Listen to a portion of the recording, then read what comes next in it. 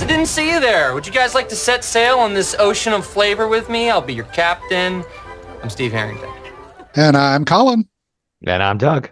And I'm Whitney, and this is Scoops Ahoy, a Stranger Things podcast where we go week by week, chapter by chapter, taking a look at every single episode of Stranger Things. We have now made it to chapter 4, The Sorcerer, or just Sorcerer. I keep saying the. Just Sorcerer. It's just Sorcerer. There's no the needed. But anyways, Collin is here with your recap. Chapter 4 of Stranger Things 5, Sorcerer, debuted on Netflix on November 26, 2025. It was written by Paul Dichter and directed by the Duffer brothers and has a runtime of 1 hour and 26 minutes. It's the night of Wednesday, November 4th, 1987, and Joyce is filling in Derek about why he was kidnapped. He wants none of it and runs, but is tackled immediately by Will, who then has goosies and realizes the Demogorgon is coming in hot. Steve pulls a Todd father and smashes his beamer into the monster before chasing him into the Upside Down. Will turns on a little Vecna-vision and sees kids and spires. Speaking of kids, Dr. K's henchmen are rounding up all of them in town. Over at the caves, Max gives Holly the rundown on Vecna's mind and shows off her cave. I'm not saying I'd like to build a summer home there, but the trees actually are quite lovely. It's now the morning of Thursday, November 5th, and the kids arrive at the barracks as the gang reconvenes at the Squawk to figure out how to rescue them. They decide to go with the Dick plan and send Derek in to help smuggle out kiddos through the bathroom floor. Steve and company crash into the wall of goo, which Dustin realizes is a circle, and they get in touch with Hop and Elle, who are busy trying to break into Gable Ridge. They make it in, sacrifice a lovely lab worker, and then confront Kay, who introduces Hopper to her pet tentacle. Meanwhile, back at the cave, Max and Holly are still chatting, reminiscing about high school in the 50s, the Rainbow Room, and the infuriating truth that cassette tapes can't keep playing on one side forever. Derek starts rounding up Mr. What's-Its minion kiddos as the gang tunnel under the Max Z and break up through the bathroom floor. Dick is working so far, but then the pipes burst. Stupid snitch Ashley Klein ruins everything, and Joyce, Will, and Mike are captured. Robin makes it over to Murray with the few kids, while Lucas is trapped in the tunnels. Elle and Hopper finally overpower Kay and then discover what's behind door number 1. It's Collie. The end of chapter... Oh, wait a minute. We're still going. Vecna saunters into the Max Z, and he and the Demogorgons kill all the soldiers and wrangle up all the little kids. Then, just for fun, he turns the monsters on our heroes before calmly moseying off just as calmly as he moseyed in. He's going to kick himself, though, when he realizes what he missed. Will has the power. He snaps all the Demogorgons like twigs and wipes his bloody nose. And that's the end of Chapter 4 and the end of Volume 1. Yeah, they really dropped 2 bombs on us at the end. Yeah, well, I remember when the Collie reveal happened, and I'm like, holy crap, that was a great episode. And I'm like, we still got like 15 minutes left. What on earth? What on earth is going to happen in these last 15 minutes? But yeah.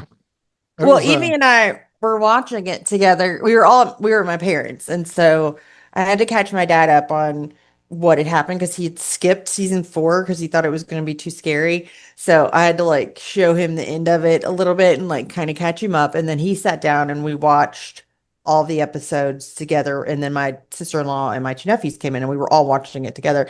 But Evie and I were the only ones who remembered who Callie was when she came up on screen. So me and Evie like jumped up like, what?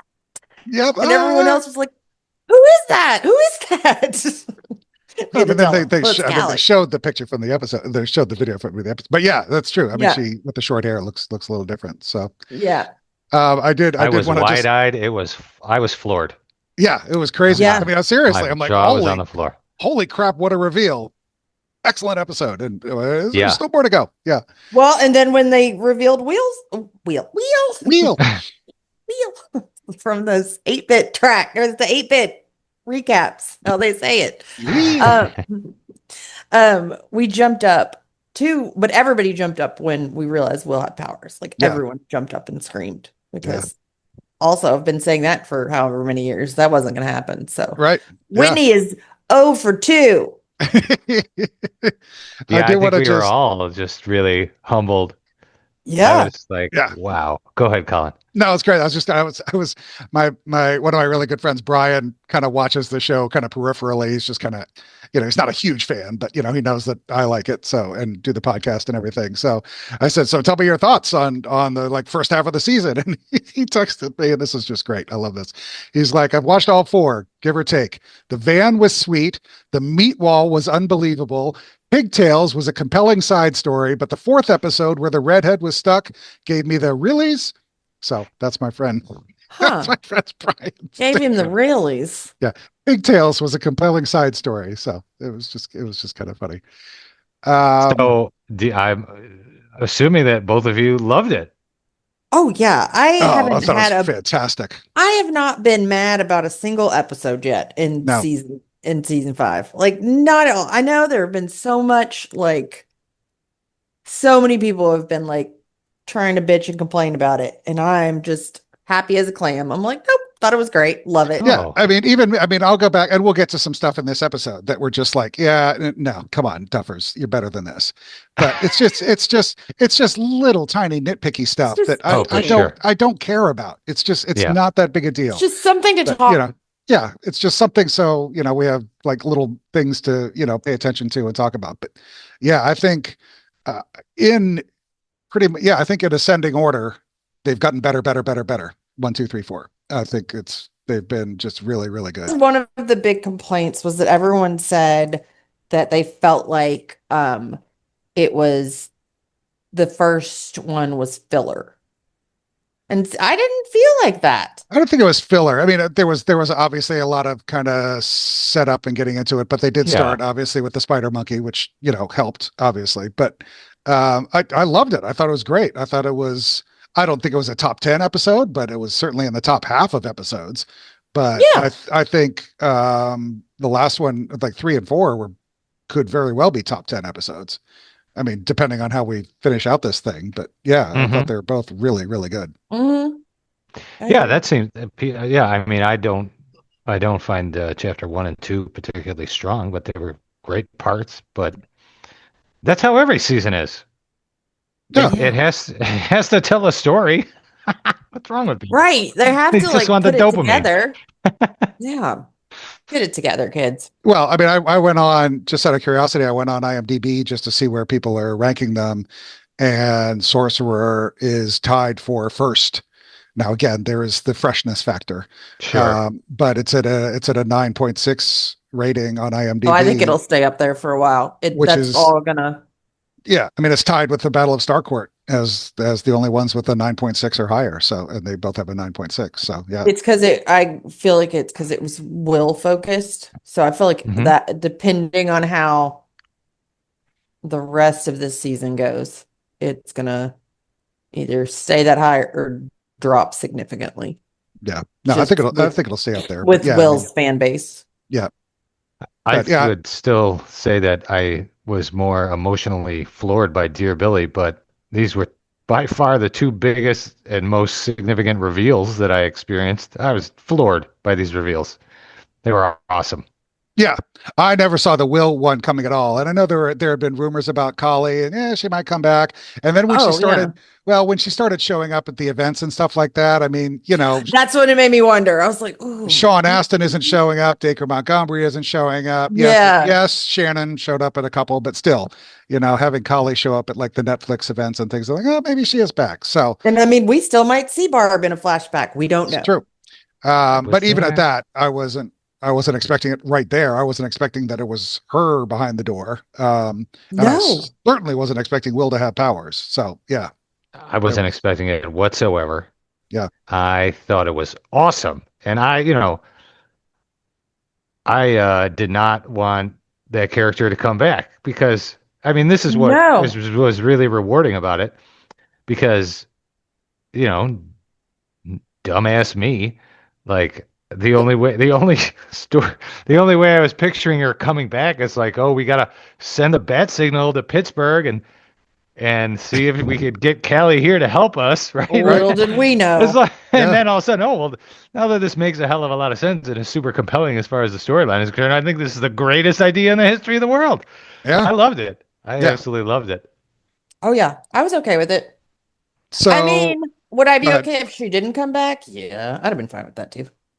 I mean, I think it's obviously gonna pay off, and it's not just a stunt just for it to happen. I mean, it's there is obviously plot associated with it. So yeah, I'm happy to and excited to kind of see it play out and see where it goes. And I've trusted Ross and Matt so far, and they haven't let me down. So No, I think I we're thought it good. was super cool.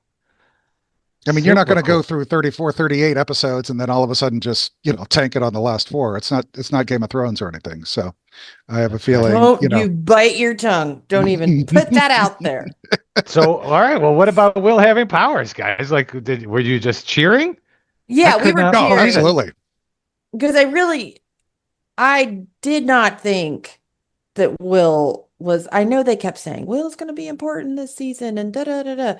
I thought Sure. Will was going to be important. Like, I thought he was going to somehow be the key to defeating Vecna, but I didn't think it was going to Mm, manifest sure. in this way. Right. Yeah. And I wasn't as like jumping up and down giddy. I was more like, holy shit.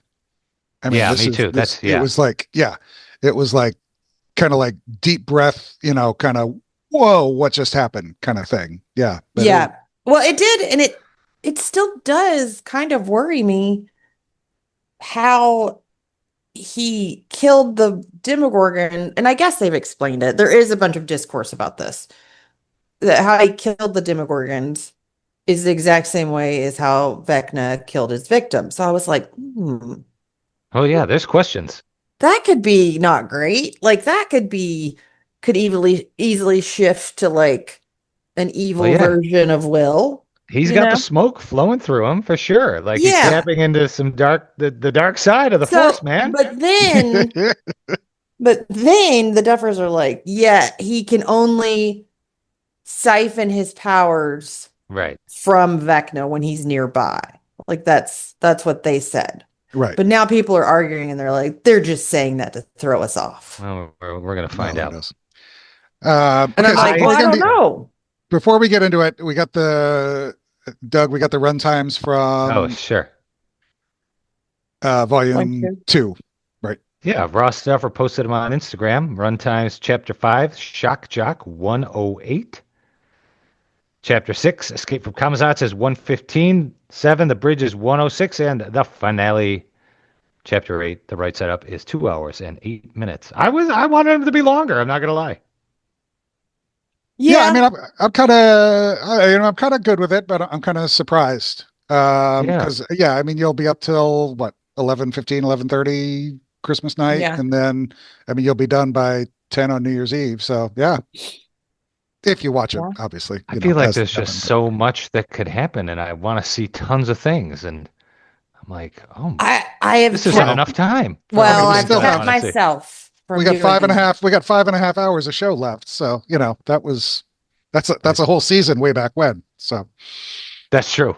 That is true. Yeah. when the episodes were 42 and 48 minutes long, Yeah, that's a whole season. Gosh, So that would seem like a commercial now. I know, I right? know. Okay, so let's start kind of right at the top. Things that kind of jumped out at me. I got the strong sense that Derek is scared shitless of Erica, and not Yep. at all intimidated by anybody else, including the adults and teenagers. But when Erica stood in his way, he's like, "Nope, I'm not having none of that. I'm gonna Because turn around and go the other Erica way." beat that ass. Yep. So I thought that was kind of funny.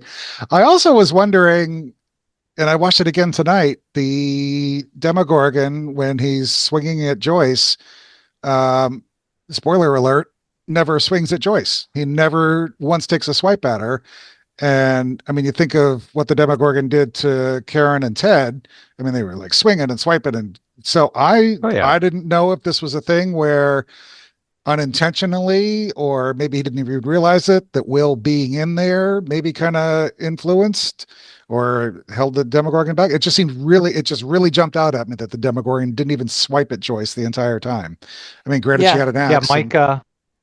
Mike mentions that like not like the conversation later with Will and Mike. Mike suggests that, which I think they're putting out there as an explanation because if it was not accurate, it would be very strange. Right. Well, I mean, there's nothing on Will's part that he said, yeah, I was in there and I was kind of controlling, so I think it was kind of, he didn't realize it at the time, maybe, but it did kind of jump out at me. And Joyce, I got a real kick of the lack of urgency on Joyce's part to get to that axe. Yes. She's like, oh, hoop-de-doot-de-doo, let me just get my like axe. her son. Yeah. Just like her son. Talk about moseying. Yeah. She just kind of shuffled over there like a grandma. Yeah, got to kind of saunter over and grab this axe while, the door's getting pounded down. I don't know. I mean, and if we want to get the critical stuff out of the way too, like the amount of times that people are sort of just standing around, not moving and not like just watching things is bugging me a bit. Yeah. Like I never pay attention to that. Mike always does though. He'll say, so we're just standing there, huh? It's like they're each taking a turn getting beat up. Just hide, run away, do something. Just stand and casually watch, or just react. I mean, you could just react. Just kind of do something. Did either of you guys see Jake Connolly on Fallon when he was on? I think it was last week or no. And I keep meaning to watch it because I've seen I think it was right after he was on Fallon where he was like, it was like breaks with Jake or something, and he gets in. He's like with Jamie Campbell Bower. Yeah. So he told the story of filming the scene where Noah tackles him. And Noah legit actually did tackle him and like kind of skinned Jake's knees a little bit and just kind of, I mean, it wasn't bad. It was not a big thing. He didn't like break any bones or anything, but just kind of roughed him up a little. And Noah was just like apoplectically apologetic about it. He was just like, oh my God, Jake, I'm so sorry. I really, really feel bad. And apparently went into Jake's dressing room the next day, or Jake was getting makeup on or something like that. And Noah came running and it's like, Jake, again, I'm really, really sorry. I feel really bad. I'll take you out. I'm going to get you steak dinner. Let's go out and have a steak dinner. And Jake's mom chimes in and says, oh, Noah, you don't need to do that. And Jake's like, wait a second. Noah's offered to take me out. Yeah, I want a steak. I want a steak. What are you talking about, Mom? Just shut up. We're going to, Did you know that he has done nothing? He had only been in a local car commercial. Oh, really? His friend's dad like owns the car dealership. That's funny. He had never been in anything else. And when he auditioned, he's pretty good. He is pretty good, yeah.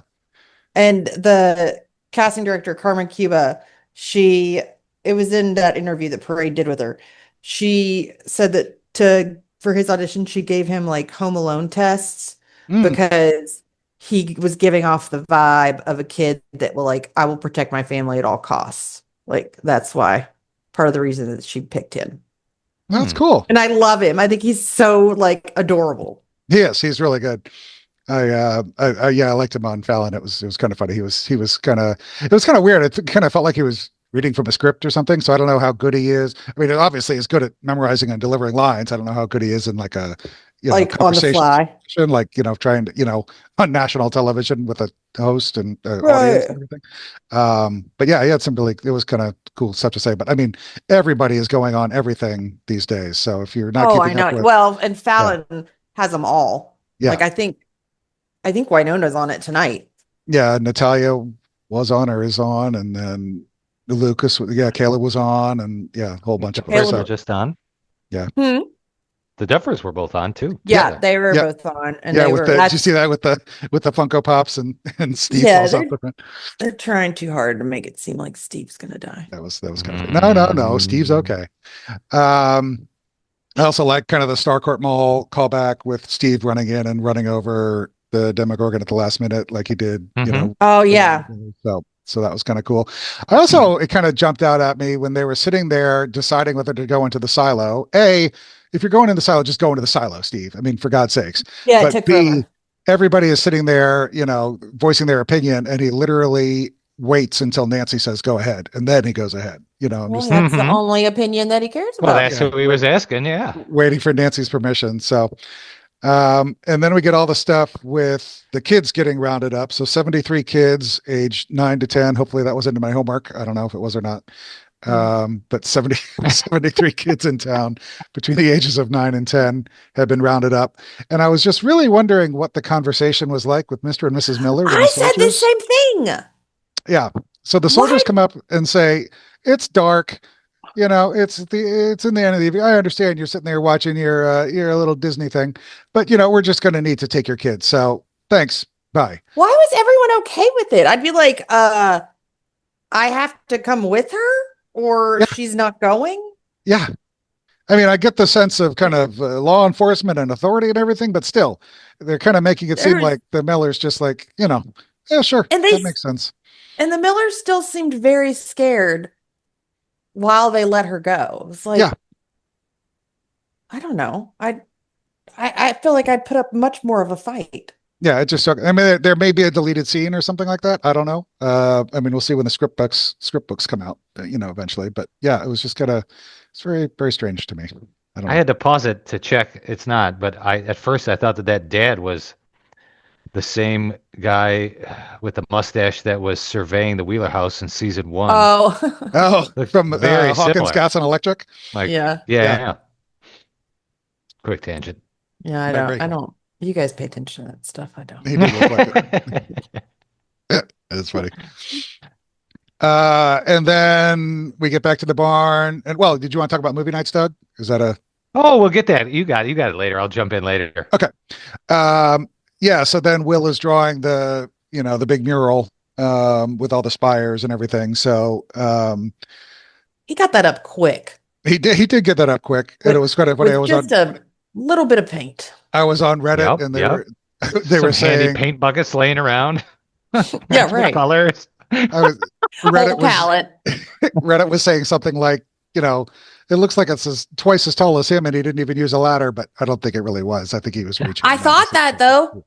Yeah. I was like, he is not tall enough to have made that. Yeah.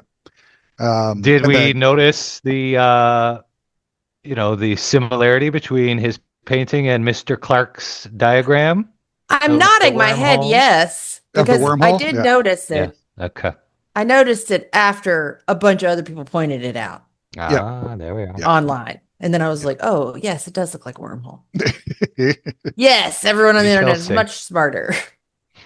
It also, I mean, it looked obviously a lot more detailed in Will's vision because he was just slapping paint up on the wall. But it looked like the spires had like teeth on them when they were. Yeah. It was kind of strange. I didn't like it. Yeah, I didn't like it either. But yeah, that was kind of nutty.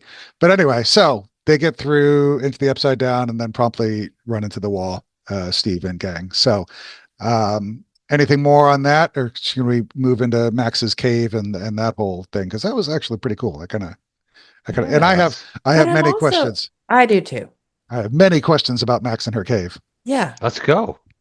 Well, where did she get all this stuff? Are those all those things? Point. Well, see, that's my thing. Are they actual physical things? Are they?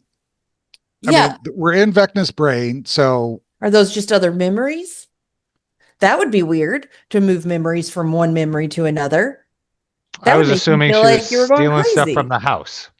That was all that I assumed she was going on raids. Why would she steal a for sale sign?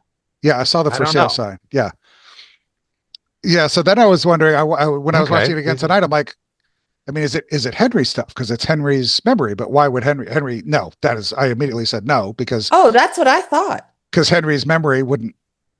I mean, Henry's memory was he was just out in the desert this is all from the first Shadow, but Henry's memory was he was out in the desert and saw the experiment and the whole thing. But no, I thought she was taking stuff from one memory and putting it in another, which I was like, man, that is a surefire way to drive somebody crazy. Right. I mean, it's just the whole. What are the rules of Vecna's brain and mind? See, I don't think we're supposed to ask these questions. Which was kind of the question I had last week when apparently, I mean, you would think Vecna and Max pretty much walked right by each other when Max was going to the house and Henry was walking away from the house.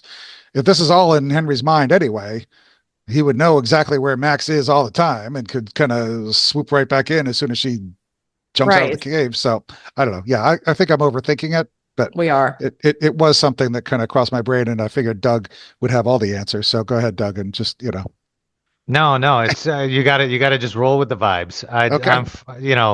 I'm trying to, I'm thinking of like Coraline again with the edge of the world, and like at some point, how do you even exit that memory? Like you just flow. Like it shows sort of Max, she's goes from the attic stairs into the red world. Like these points of transition from one memory to the other are not explicitly explained. But to your point, what is interesting is that these rocks where she's hiding in the path to the house and from the house are part of this Coraline-esque type of world. It's almost like how Coraline goes to the well, things like that. But it is weird that is the two spaces, the ones that she's occupying, and the one that Vecna is, has his home base in, are of the same memory, right? Right. At least that seems odd to me. You're right. Right. I did like what she did with the place, and I quoted Princess, Love how you decorated. quoted Princess Bride in the little recap there. But yeah, I mean it's lovely. The trees are quite lovely. I mean, the thing that I was thinking about with Max was I was like, does she have to eat or go to the bathroom? See, or is she like a ghost? These are the things. These are the I things. think she's a ghost. That we're. She's a ghost. Yeah. Does not have to provide sustenance at all. Yeah. Yeah. I don't. That's kind of interesting. I mean, mentally hungry. Holly's eating blackberries and pancakes. Oh, and stuff. Right. Yeah, but it's like in the Matrix. Is she really eating them, or is he just like pretending? Right. That Who knows? Yes. So yeah, we're just gonna kind of go with the flow. Then we get the flashback to November 6th of all days, 1959. That was interesting. I did not notice that until you pointed it out. Oh, you didn't? Now, see, I did get that. Nice. Yes. Yeah. I know. Yeah. So, and then I thought it was actually kind of funny. I'm like, I watched it like a couple times and I'm like, man, Joyce is way too tall. What is going on? There's no way she's that tall. And then finally, like the fourth or fifth time, oh, she's like standing on like a soapbox. I'm like, oh, okay, now I get it. But yeah, it was really bugging me how tall Joyce was in the hallway. I could not get over how much she sounded like Joyce. Right. Really accurate. And she did not, that was not Winona Ryder. That was the actress. Yeah. Well, I remember too in the first Shadow, she sounded really like Is that the same actress? I don't think so. Didn't look the same. Oh, okay. I haven't seen the first Shadow, but so I don't know. Also sounded very much like Winona. And of course, with Winona being right there, you would think they have access, and I'm sure Winona would help them, kind of get the voice right. But I thought that was really interesting. I also thought it was kind of crazy that she ended up in the Rainbow Room, which was just terrifying. I mean, I get the whole thing that it's being Henry's dreams and stuff, but it was just kind of it was his favorite dream. It was like jarring to see Max in the Rainbow Room, which was that was trippy, kind of scary. So with the flashback to 1959, I'll just throw this in because we're on it now. Yeah, I'm really enjoying that aspect of the show, which is much like Back to the Future, like these the adults living in the same town 30 years ago, and these kids. It's representing the small town vibe very nicely. Yeah, and I really dig it. I mean, I don't know if you guys know this about me, but I live in the same damn small town. I went to the same high school that my parents went to, and we're high school sweethearts, right? Wow. So I'm getting a kick out of this type of stuff, small town stuff. Yeah, that's cool. I mean, I've been here for 30 years, so it's not all my life. I mean, but, I moved from my hometown, but I just moved like one town over. I moved from like a suburb of Lexington to Lexington. Sure, yeah. I mean, I don't think I'm cooler than you guys. No. I'm saying like I don't really know if I could. That's kind of the vibe I'm getting. So, but whatever, whatever. That's fine. No. No, I was saying I don't know if I could qualify as saying I really don't live in the same town because it's so close. But it did give me Back to the Future vibes for sure in that hallway. And I like also, I mean, obviously it was the same characters from the first Shadow, but I did like that we knew all of the names at the bottom of the poster. It was no one's saying it, so I'll say it. No one is excited about seeing Steve Harrington's dad. Yes, I was super excited about it. Yeah, it was great. That's all I wanted. And presumably, maybe Steve Harrington's mom. We don't know. We don't know. We'll never know, probably, because I don't think we're ever going to see Steve's parents. Probably not. And they couldn't be involved because then they don't have any clue what's going on with their kids. Right. So we've already talked about Collin a little bit, but over at Gable Ridge, And this was one of the nitpicky things I was talking about at the beginning, right? The whole thing with L and timing the thunder, which sure you can't really time thunder. You can time an isolated thunder and lightning, but it's not like it's a pattern. And then I'm thinking, sure, maybe the upside down Vecna programs the thunder, and we'll give it to him. So it's every 7 seconds there's thunder and lightning in the upside down. I don't know, whatever. I'll give it to him.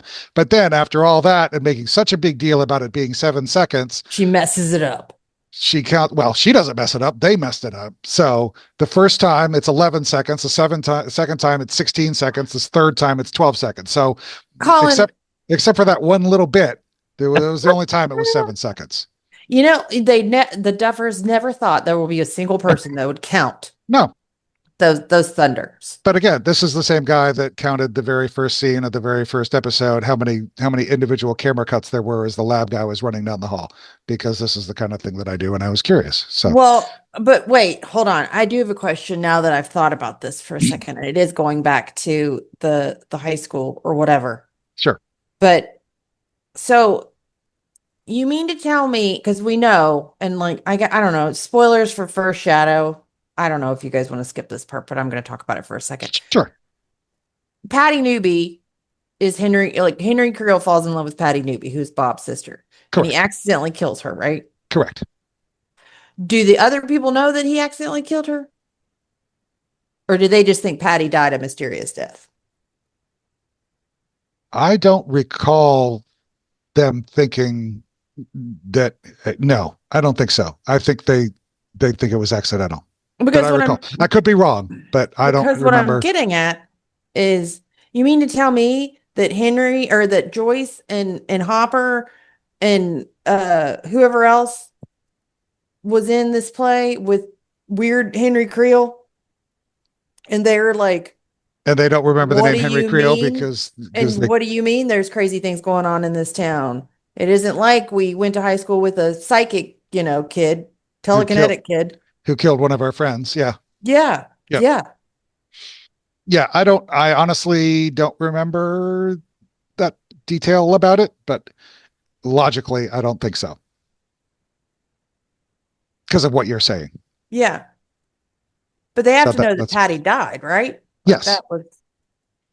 So she didn't die like at the school play or anything.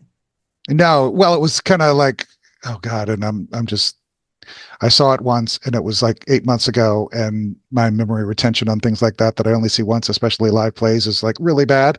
But I seem to remember it was in the vicinity, not on stage, but it was like in like a catwalky kind of attic-y kind of space.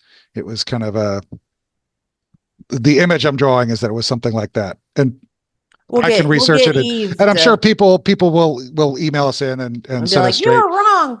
And yes, I am admitting I'm wrong. So we're going to have to tell Harry what points we talked about this. We can tell him which parts to skip. Yes. But, and again, I mean, all the stuff is out there, and whatever is important, the Duffers have said that they will bring back, because they know, obviously, they can't have major plot points happening in the First Shadow because only a select people in the country are actually seeing this thing. And that, select people in the world are actually seeing this thing, unless you happen to live near New York or London and happen to be visiting and want to drop, hundreds of dollars on tickets. You're not seeing it. So they're not going to like hold everybody hostage for, not seeing the First Shadow. But that's just my thought. Very likely. Okay. So back to Gable Ridge. I thought it was, the same Netflix and Stranger Thingsy YouTube videos, like the behind the episodes and those kind of things. It was funny. They were showing Linda and Millie kind of rehearsing the fight in the lab. And at one point, it was when Millie stabs Linda with the scissors and Linda grabs Millie. And so they were showing kind of the rehearsal footage of it, and Linda grabbed Millie and you could hear Millie go, "Jeez, you're strong, Linda." which was really, I was like, yes, somebody has not been watching Terminator and, all the other things that, You're not Linda familiar Hamilton with Sarah Connor. Yeah. You don't know Linda Hamilton, but yeah, so I bet very much she is very strong. Yeah. So I just thought that was kind of a funny little moment. What do we think of Dr. K? Oh, I don't know. I mean, she's a little too kind of one note for me right now. Yeah, It's like, is it gonna be another case of like Owens where like you think he's good, then you think he's bad, and then you think he's good again? Like, I don't think there's any good in her yet. I did get the sense early on that there was some good in you do Owens, think that she's and no, I think she's pure villain. And I was actually double checking the Deadpool tonight to make sure that I picked Dr. K because I thought I did, and I did. I can't believe we let you pick Dr. K. And I got very happy that I picked Dr. K because I don't think she's long for this world. But I don't know. Yeah, I thought she was. You had I was Murray excited first. that Linda. Oh, sorry. Oh yeah, Murray. Yeah, Murray. Whitney picked Murray first. Yep. I thought I was pumped up, Linda Hamilton to be in the cast, and over the first 3 episodes, I was like, this character is not doing anything for me. No. It was kind of flat. But the scenes in the base with her really ratcheted it up. I picked her line for my favorite line. We'll see later, but yeah, I was glad to see she elicited some emotion out of me finally in this episode. I'm like, okay, here we go. Give me some villainy. Yeah, I mean, she's giving a good performance. It's just the character isn't written horribly well yet. I'm kind of optimistic that something will change. But yeah, I mean, at this point, she's just kind of, villain. She's like Sullivan. It's the same kind of thing, just kind of gruff and mean. Not a lot of depth. Military and I got a couple of questions. I mean, all right, so we talked about this on the Discord a little bit. I thought, without a doubt, until I watched it the second or third time, probably the second time, once everybody straightened me out, I thought that she was definitely the source of the hedgehogs, like, working. And then I just came to see that, no, she's just a prisoner in there. Yeah, because there's hedgehogs in with her, too. Right, that's why she's surrounded by them to keep her under control.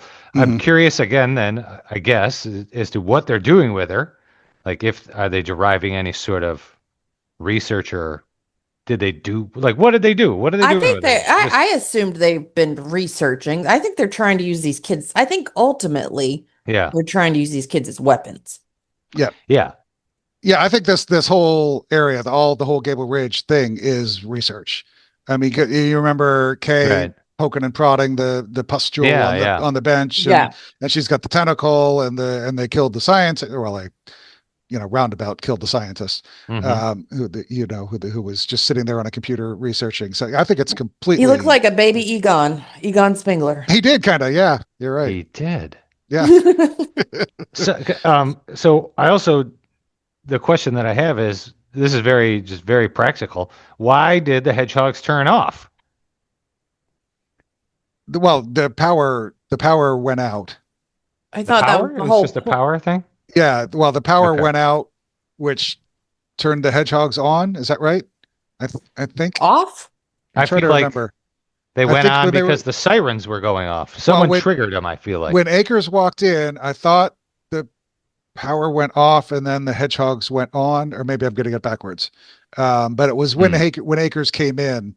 I think maybe he switched the power off, and there were two separate things. They just happened at the same time. He wanted to switch the power off to. I thought the whole point of Hopper and Elle going in there was to turn the power off, to get the hedgehogs turned off. Well, yeah, I mean, they wanted to go in and get the hedgehogs turned off, but I think, they wanted to blow up Vecna, is what they wanted to do. Yeah, they wanted to go in and get behind the door, but the way I think it played out in my brain, and I could have missed it. I think Akers walked in with his henchmen and the guns blowing. He turned the power off to kind of throw Hopper and Elle off, so he could kind of find them, and then at the same time also turn the hedgehog on to screw with Elle. So who turned them off then? That's what I'm saying. Like, the reason why I thought, I get what you're saying. Yeah, the reason why I thought that 8 was some sort of piece of the machinery, like making it work, is because all the timing lines up with Hopper goes in, realizes it's 8. At that point, he would free her, therefore shutting down the hedgehogs, and that's why 11 is now free from the hedgehogs by the time that he comes back and lets her through the door. I obviously know that that's not the case, but then I was just left with, why did these hedgehogs turn off? Gotcha. I see what you're saying, and I don't know. Yeah. Okay. Well, that's lingering. Yeah. But we can And finally talk about that we know what Hopper is yes. getting. Yes. Yes. The great Finally. the Hopper Yes. backpack mystery. His Yes. To be kamikaze fair, strap. I got it last week, but Yep. Okay. did anybody else get a little nervous when he was doing it though? I got a little Yes, nervous. I did. Yeah. I was like, oh no, I Yeah. can't be this wrong. Like, Right. there is no Yeah. way, like, surely not. But then, like, my stomach kind of hurt. Well, I also have Hopper in the Deadpool, so there's Collin, that. you can't even like you already have a Lucy Coss. Yeah, Okay. it's here it is for the winner. Yep. You already have one. I know. I wouldn't take it anyway, but still. I On did rewatch, when you go back and watch the Hopper and 11 scenes, you pick up a lot more now that you know that was on. right. A lot of his reactions are him subdued and obviously processing the notion that I might be about to blow myself up. Yeah, especially when he was walking down the hallway and he took the detonator out, the whatever you call it. Yeah. The trigger Oh, out. yeah. Yeah. But you knew before that because Oh yeah, you did. Yeah. There's a couple Yeah. moments like when they first enter the base together, after he says always, turns around, he's very contemplative look. Yep. Like this is the beginning of the end of my life. Oh potentially. God. Yeah. It It was is one of those intense. things that once you know, Yeah. it's much more And poignant. we talked about maybe 2 chapters ago, it getting old with his daughter. And by the time you got to this one in the hallway, it was very intense. I did not feel like it was getting old or annoying anymore. This time the flashbacks being, it was like triggered by the sirens right into the flat line. That was Mhm. very powerful. And I enjoyed it a lot. I always loved the Hopper and Elle storyline, and I was wondering where it was going to go after season 4. Like, where are we going to Yeah. go with this? Right. And I like where they've I think taken it. I didn't yeah. expect it to go that route where it's like, no, Hopper's got to still get over this and move on. It was, I think it's more yeah, he's just got to come to grips with how to be a dad, but also let her go yeah, and grow exactly, up. yeah, Like, Yeah. and it's yeah, different than him letting her go. Like he had to let Sarah go, but it's still like in his sure, mind, it's connected. Yeah. yeah. Well, yeah, he just does. I mean, he just. If you go back to some of his lines, it's basically it's basically refusing to take any risk to Mhm. feeling that pain again, but he knows he has to take that risk in order to have this mission succeed, Right. and he starts to Yeah. get there. Yeah, and I And thought I enjoyed that part. the whole scene from basically where he blew the window out, that whole scene that followed, I thought was like one of their best scenes together in the whole show so far.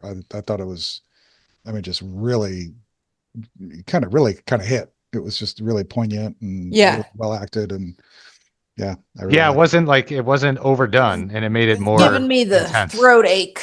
Yeah, It's making my throat hurt. yeah. Mm-hmm. You get a little verklempt. Yeah, you just I go. know. Well, That. hey, he didn't blow himself up. Worked Thank out. God. That's true. That's right. They had 7 seconds between lightning strikes, so there's Collin, let it go. that whole thing. Okay, so then we go to the barracks, and the kids are all there, and we got all the dick jokes first, which Yeah, I did not. Oh, Those did not land for me. they did not No. land for me either. They were No. kind of lazy, especially the Mike and Lucas exchange in the tunnel. Oh. If it's Yes. and I don't even want to say it. I don't either. It's the worst joke of the whole series. yeah, I it really hated was. Yeah. I mean, hated it. even Robin's stuff at the beginning was a little bit better, but It was not much. but not much. No. I did like enjoy- Robin catching herself talking out loud. Yeah, that was funny. That was Like, clever. Dick. Oh wait, did I say that? I thought Oh. it was- Yeah, it's Yeah. stuff like that. And I don't know. I do that. That's why I got a good laugh at it. Well, Like I'll be driving in the car and I'll say something out loud and they're like, "What are you doing, Father? Who are you talking to?" Like I was having a conversation inside my head, girls. Sorry. That's funny. I love Derek hitting the kids with the. Oh, have you seen the Yardstick. memes? I No. love it. Oh my I haven't. gosh. They do it. They've made so many edits to it. It's like to that Sabrina Carpenter song where it sounds like like the smack Oh, song right. in it. Yeah. And it's like that boy fucked me up. Like if they do it with Derek like hitting. That's really funny. I love that. But Oh, I love it's that. so And the funny. kids didn't even react. They're just like, okay, it's my turn. I'm going. I mean, Yeah. Oh, there wasn't even a sense of, what are you he doing, was dude? so Just, aggressive with the ruler. it was just really funny. And I also really love the bit with Mike and Will on the floor, like Oh, trying to get the thing. the And little kid's face that he's yeah, like in the hole, yeah, and Ashley Klein comes in, and yeah. the way It's just, he you just see his looks. eyes. It's just the top of his head. It's just Oh, like can we really talk wow. more about Ashley Klein? I Yeah, it mean, has to be, right? That has to be the mayor's daughter. That's what I was oh, wondering. I had written that down. The what you call it, the subtitles call it Klein or spell it Klein instead of And Kline, but it's gotta be the mayor's daughter. like, why would there be two Kleins in town I spelled mean, differently right. in a town that small? Give me a break. I agree. Never. I wasn't all that worried about whether that connection was real or not. I just wanted to say that that was great casting and costuming because that girl looked like every annoying Like ass girl Snitch. from, yes, she Yes. Yes. was perfectly Yes. Yep. costumed and presented. Her Yeah. hair, like, and Yes. just her mannerisms. You were like, Oh, totally. you tell on people. You All tell the on time. people. Yes. Yep. That's like And you oh, like it. yeah, loves it. Loves Ashley it, Klein's tattle. a snitch. Yep. Yep. I loved it. I thought it was really good. And then I did want to mention Santa Murray and his tricked out truck He was with so the, excited. it was so great. And the kids did not care. They Yeah. were like, No, what? no, Comfy? Not really. not Not really. really. Oh, That's really sorry. funny. He's so Yeah. disappointed. Okay, so let's get to the end and the Big Mac Z battle because that's where it all, kind of winds up, Oof. obviously. So Ross, way back when I remember, said something on his Instagram about how Sorcerer is massive, as big as any finale we've ever done, and the most logistically insane shoot of our lives. And if you haven't seen I'll put them links into our socials. It is just nutballs what they did to put this scene together. They had to completely rebuild the town of Hawkins on a soundstage. It is not, they're not shooting in Jackson, Georgia. They rebuilt Melville's and Radio Shack and the town Really? hall. It is all a set. It was completely rebuilt, including the gates and everything. It was a massive, huge undertaking. They said that there were upwards of 50, 56, 50 some odd stunt people working in that scene. There were 50 deaths, mostly soldiers, obviously. Wait, I have a question. Yes. Actually, it's going to be a poll. Do we Okay. think, okay, that the Duffers said that season 5 has the most violent death of any season. Mm-hmm. Do we think it was Groot fingers through the skull? You think that was it? It could be, It could be. but That I was mean, my thought. And then I was like, I'm a psycho because I was low-key disappointed. I was like, ugh, that's gonna be the yeah, I most think, violent you death. think of deaths like Bob and Yeah, Billy yeah, yeah. that are Billy's was worse to prolonged. me. They're like like set piece kind of things. They're like scenes. It's not just one shot. So I have a feel Yeah. shot. So I have a feeling that no, I don't think that counts. But I Okay. don't know. I don't know. I just that was the only time we've ever seen, somebody's, brains come out through their eyeballs. Yeah. And So I then was the thing, like, the hand comes out and the blood's dripping off. It was so good. this I really loved it. is I went back and rude. watched it. I just thought it was horrible, but I Mhm. just thought it was so well done. That one did have, I mean, it's funny how things can be disturbing and then it's so violent, it's just cartoonish and you're just like, Oh ooh. yeah, there's a line though. There is a line Yeah. where I can watch goofy type. I don't know, for example, there's this movie called Feast, and it came back, I think, out in the early 2000s, 2003. And it's got it has some random people in it that you would know, but it's Mhm. so over the top with monsters. And Mhm. it's like a kid literally gets eaten in the Hmm. first 10 minutes of the movie. But it's so people are getting showered with blood. And so it's so over the top. It's Right. I just kind of laugh at it. Yeah. Yeah. But I'm not gonna be the one out here going to watch, like Hannibal Holocaust or, No. you know what I mean? Yep. Stuff like that. Yeah. It can't. Yeah, I Yeah. mean, to me, like the most disturbing death in the history of film is that Saving Private Ryan's slow knife plunge. Oh, I don't watch Oh, those good movies. God. Yeah. Right? It's just like, yeah. no, I can't watch it. No, that's true. That's a good point. I'm I mean, trying it's to going to think. be hard to beat, Chrissy's death in season 4. I mean, that's the most violent death. I mean, I remember my jaw was on the floor That one Yeah. was, along yeah, it with was very Chrissy's. shocking. Sorry. Yeah. But All right. no, I mean, Hey-o. but I was like, really shocked that they did that. So to be more violent than that, that's a big deal. Yeah, that was crazy. Yeah, you never know how it's going to hit with these monsters. That's the. But yeah, We shall see. Yeah, back to your original question. Yeah, I don't think that was it. You That don't was think really it is. good, but I don't think that was Okay. it. No. I was just curious. So yeah, 50 kills, 56 stunt people, 600 lighting instruments, 400 fixtures, and it's something that I actually noticed tonight when I was rewatching, and I noticed it most during Will's powers scene. There's still lights flickering in the background, and it's a whole thing. And I mean, it's just nonstop. It's just stuff you don't really notice, but there's the amount of production design and set design and everything that went into that, and then the costumes and the hair and the makeup and everything. It was just crazy. And that's before we even talk about the minute and 25-second long tracking shot, which is actually 3 shots put together. But still amazing. I mean, it puts the Dear Billy one to shame. It was just, So what makes a oneer if it's like, because I was trying to find it because I was looking for it, but like I thought a oneer meant that there were no cuts anywhere. correct. So it starts, it's playing right now, over us talking.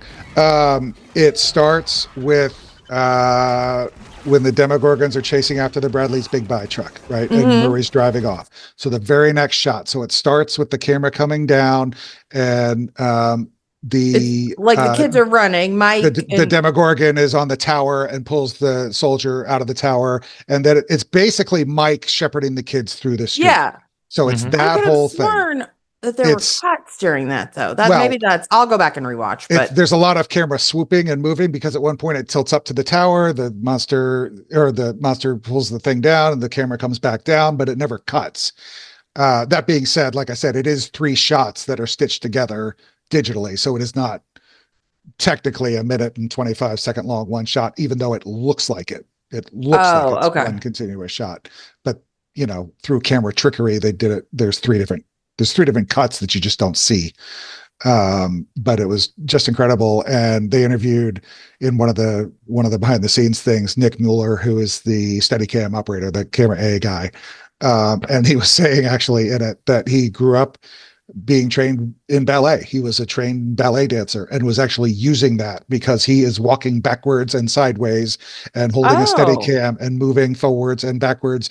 And he's almost actually doing ballet moves, trying to keep this thing moving and keep the scene flowing along. It was just incredible. All of the orchestration and cinematography and everything that went into this thing to pull it off. And that's just 1 minute and 25-second shot, which was just crazy. But the whole scene, and they said they were going for kind of the documentary look. The Duffers wanted to do the oneer, and then had to orchestrate it to make it happen. And Nick was the cameraman to make it happen.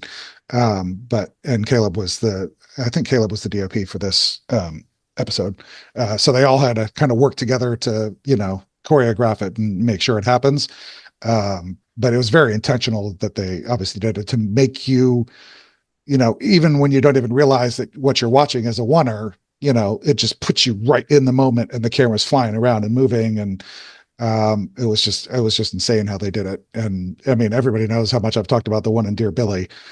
This one just kind of blew it right out of the water. It was just so incredible. And it was just like in the wide open space and Mike shepherding the kids around and Derek's like, I'm not ready to die. I'm not ready to die. And all that kind of stuff. It was just, I like how they stuck with Mike bringing the kids. That was I did too. It made me it was so endearing. Yeah, it was. Yeah, I agree. I could not get over the fact that they were surrounding these demogorgons though with circles and firing machine guns at each other. Did you talk about this in the Discord? Did we talk about this in the Discord? I didn't. Did someone You else didn't? notice it? No. No, I don't I know if noticed it was. it. I didn't say it, but I noticed it too. I don't I'm know like, if it was you or somebody in the Discord or if it was Mike, because they said the same thing. They were like, "What? How did nobody else get shot?" Because they were like just shooting all at each other yeah, in the circle. it's literally a circle. Yeah, put a bunch of people in a circle and have them fire. I mean, it's not gonna go well. Not. But yeah, it was Other than that, go ahead. no, I was gonna say I didn't want to be nitpicky about everything, but Oh, that one really jumped out at me. But I was just gonna let it go. I was just it's gonna, all fun though. it's fine. I mean, it was very fun because I just thought it was like every possible 80s toy base, G.I. Joe base, He-Man base combo that I wanted to see come to fruition when I was a kid. I mean, Yeah. with the big gate. I mean, I'm getting so, I'll bring this up later too, but man, I am getting like such like Snake Mountain vibes with the color of the gate. The He-Man cartoon always had that like purple, orange, pinkish combination of colors. It was Castle Grayskull. yeah. It's all just triggering like Mhm. He-Man base to me. And The then he obviously, it. Oh, I think it looks more like GI Joe base. sure, right, but the gate itself is triggering Oh, He-Man vibes to oh, me. I know what But you're the talking the about. whole base was so GI Joe. It just and then just. I mean, it was made for a toy. These secret trap doors that have lighting underneath. I mean, it was just it Yeah. was a thrill. I loved it. Oh, Jason had that GI Joe like big base when Yeah. we were little, and like when he would be playing with, I would go get it, and I would like set up all My Little Ponies on it. Oh, Oh, it would make him so toy mad. crossover. It would make him That's so so good. mad. Yeah, Yeah, that's the ultimate crossover event. You're right. That's Yeah, great. yeah. for That's so sure. good. Oh, I mean, quick tangent. So I had one brother, but I had four uh, older cousins who were Hmm. females. They were all my age, so they had Yeah. all the girl toys Hmm. like Mall Madness, Dream Oh, I Phone. I loved wanted to Mall play these games Madness. so bad, but I felt like I was forbidden because I was a Oh, boy. I would always be like loved Mall looking like I Madness. want to play There's a Mall sale Madness. at the shoe department. You have to use your credit card. Me and my best friend Emily, we still talk about it. We used to play that all the time. I had it. I loved it. So, all right, sorry for the tangent. No, No, it's that's Back to great. fine. the Max Z. Yeah. No, I was gonna touch on Will's flashback. Well, the vision, Oh, the 8 millimeter kind of Robin set kind of thing, which that was beautiful. I thought it was stunning. Yeah. They did I such a good bought back some job. tears. Yeah, I thought it was filmed great. I thought the casting was great to find kids Mm-hmm. that kind of looked like them, Hmm. and instead of relying on kind of the spider monkey CGI that we got Yeah. at the beginning, I thought it was just really, really good. And then setting it to Robin's speech to Will in the tunnel, it was just amazing because she's sitting there, she's talking about an 8 millimeter film that she found that was covered Hmm. in bat poop, and it was a fourth grade thing. And then this is literally an 8 millimeter film of Will probably when he was in the fourth grade, No, he was in having these memories. kindergarten, Well, the there were beginning. there were moments in it, but I'm It stretching a was little, but it was still, I just thought it was so amazing and so well done, and just a really effective pause in the middle of everything, right? I mean, the whole world is going to shit. Everybody's getting ready to get eaten. Vecna's just killed 50 soldiers. The demogorgons are literally standing over every one of our characters. And we just pause for a moment so Will Hmm. can, so we all just kind of collectively kind of get our breath and take our breath and just kind of see what's going on. And then we come out of that and boom, it's just, seeing the shot of the Demogorgon hovered in midair over Mike was absolutely stunning. And I think it was Yeah. exacerbated because we had this, this little flashbacky film reel right in front of it. And I thought it was just amazing. And one Well, of the, it was him realizing that that he just needed to be himself. And yeah, that's all it took. yeah, I thought it was just stunning. I loved it. Maya Hawke was phenomenal in that scene in the tunnel. and the audio is just great. I mean, that was without a doubt her best scene. Yeah.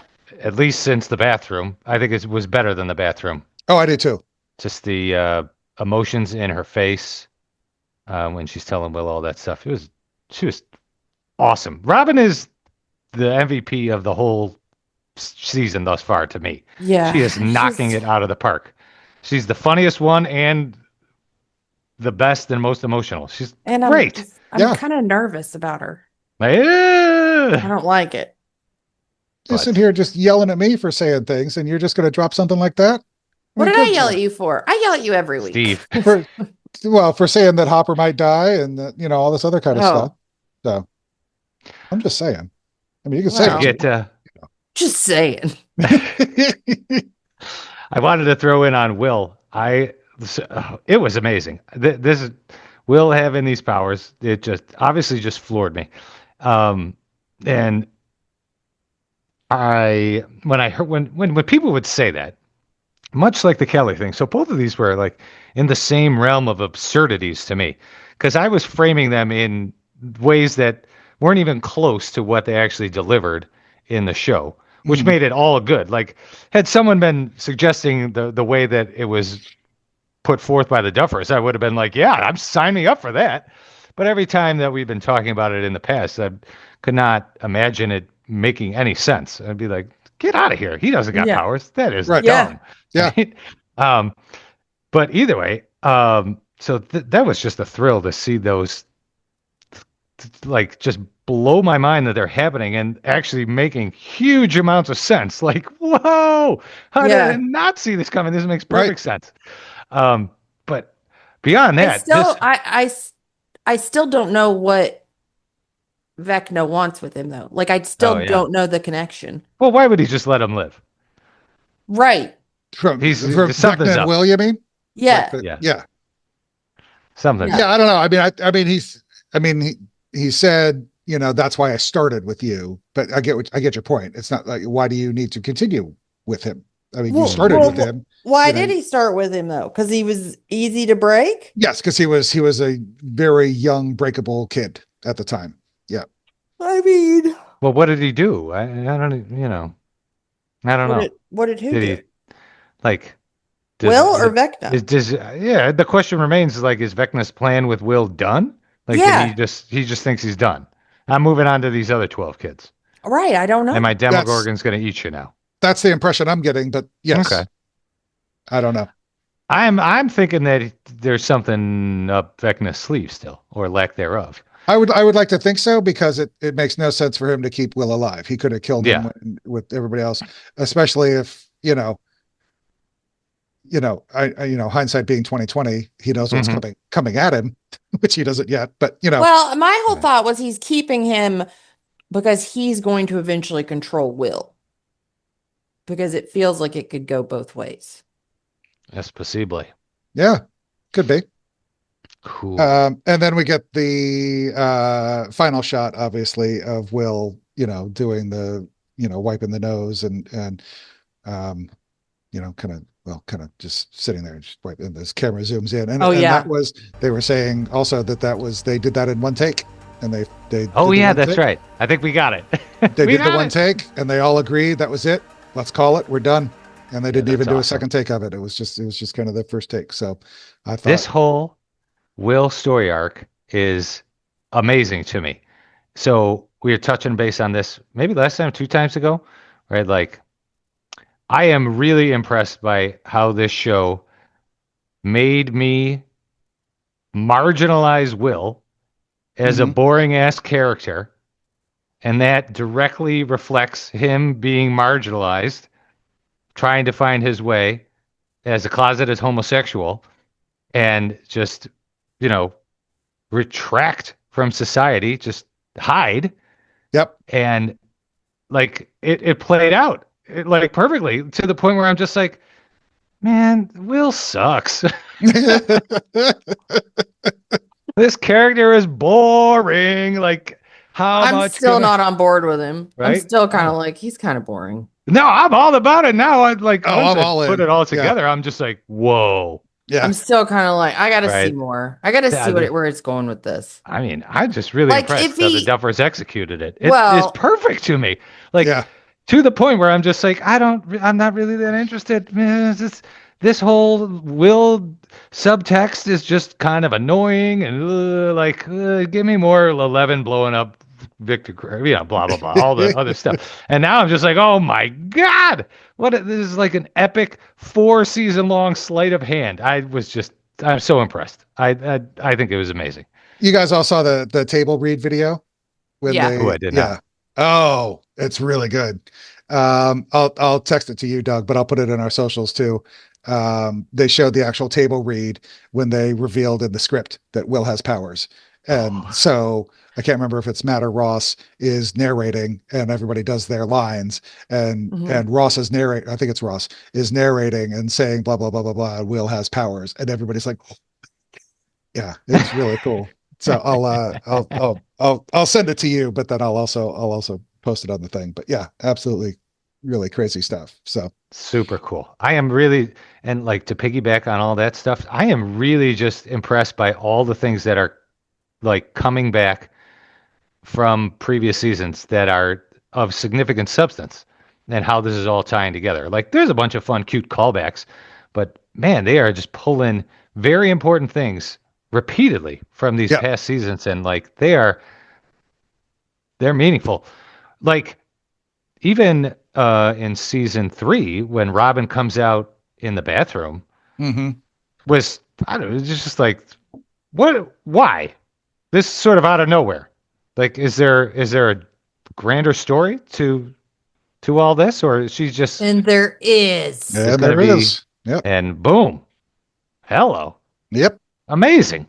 Yeah, it gives me a lot of hope, and it's something that Whitney and I talked about a lot early on, and I've talked about since that I have no idea where the story, how quickly the story developed. If when they did season 1, how much of this they had in mind, or once they got done season 1 and realized they had some life and could do this thing, if at the start of season 2 they kind of plotted all the way through season 5, or but I'm getting the really strong sense that they've kind of known where this is going all along. I know they've said all along that their closing shot they've had in mind, but as far as the entire plot and all the arcs for all the characters, I'm really getting the sense that they knew what they were doing all along, which really makes the show so much better because they can drop these Easter eggs along the way.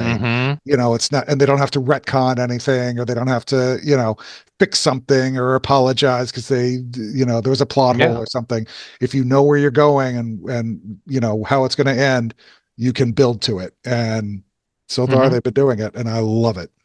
Yeah, I'm really impressed by how patient they've been, basically letting this all unfold. Yeah, I agree. All right. Anything else? Or do you want to get into some segments, and then we got some emails, and then we got superlatives for a while. Okay. Collin moment.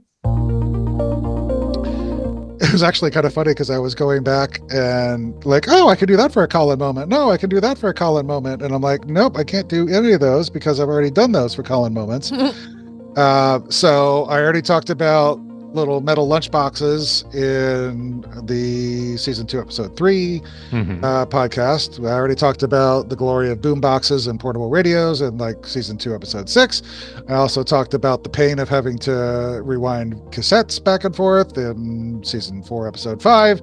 So, I mean, those were 3 Collin moments that were kind of locked and loaded. I'm like, yeah, can't do any of those. So, but one thing I have talked about video stores before, but I haven't really talked about the whole Debbie Miller kind of movie night, sitting on the floor with your popcorn and the parents are on the couch reading their magazines and doing that kind of thing. So, that was kind of my trip down memory lane in this one. Just sitting and watching, my younger brother and I, we would always go to the video store and we would come back home. And a lot of times it was like a family movie night. So mom and dad may not have been paying attention, but, they were in the room. And sometimes they obviously, paid attention. But, just the idea of, little kid, lying on the floor with their snacks, glued to the TV, parents in the same room. Obviously, nobody's on a phone, nobody's on a screen or, that kind of thing because they didn't exist then. But there was just something kind of endearing and kind of, kind of nostalgic about it. Granted, soldiers didn't come to my door and take me away in a school bus Yeah. to an undisclosed location. But it was just kind of a nostalgic, nice moment there. I don't really remember a lot about The Sword in the Stone. I do remember watching it, but it was never one of my favorites. I know it came out in '63, but it did hit VHS in '86, so it tracks that Debbie would have been watching it. But I don't have any affinity for Sword in the Stone over any other movie.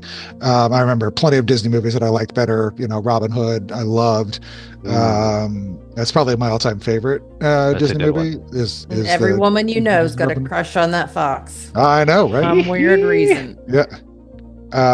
So I remember Fox and the Hound I saw in the theaters and that kind of stuff. Terrible ending.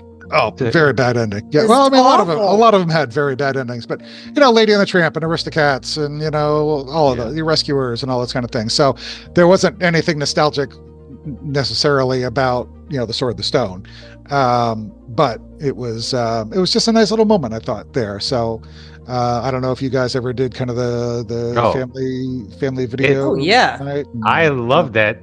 What was that like? It was just like a couple of shots, and that gave me goosebumps just seeing little Deb on the floor with that. I'm like, whoa, that gave me the feels. I was really into that. I remember Sunday night Disney. Yeah, those were big. Used to come on Sunday nights. Yeah. And Tinkerbell would fly, and that's how you knew it was starting. And I mean, my mom used to take us to, and I've talked about this before, used to take us to the video store every Friday. That was like our treat. As soon as we got out of school, she'd pick me and Jason up, and we went to the video store to rent something. And it was like a little local before Blockbuster, and you could go in and you could call your.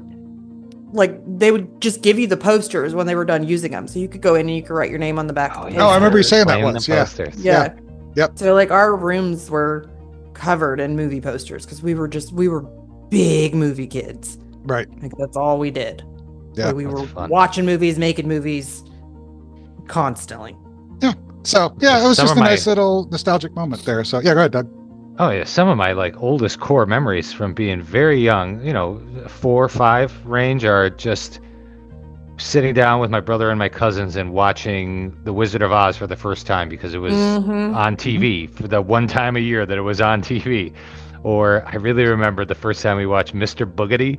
I love Mr. Boogedy. I just watched it not too long ago because it was on. They've got it on the Disney Channel or on the Disney. Whatever it is, the streaming. Yeah. Disney network. Plus. Yeah. So much fun. Mr. Boogedy, and remember what was the one with the little creature, and he would make a.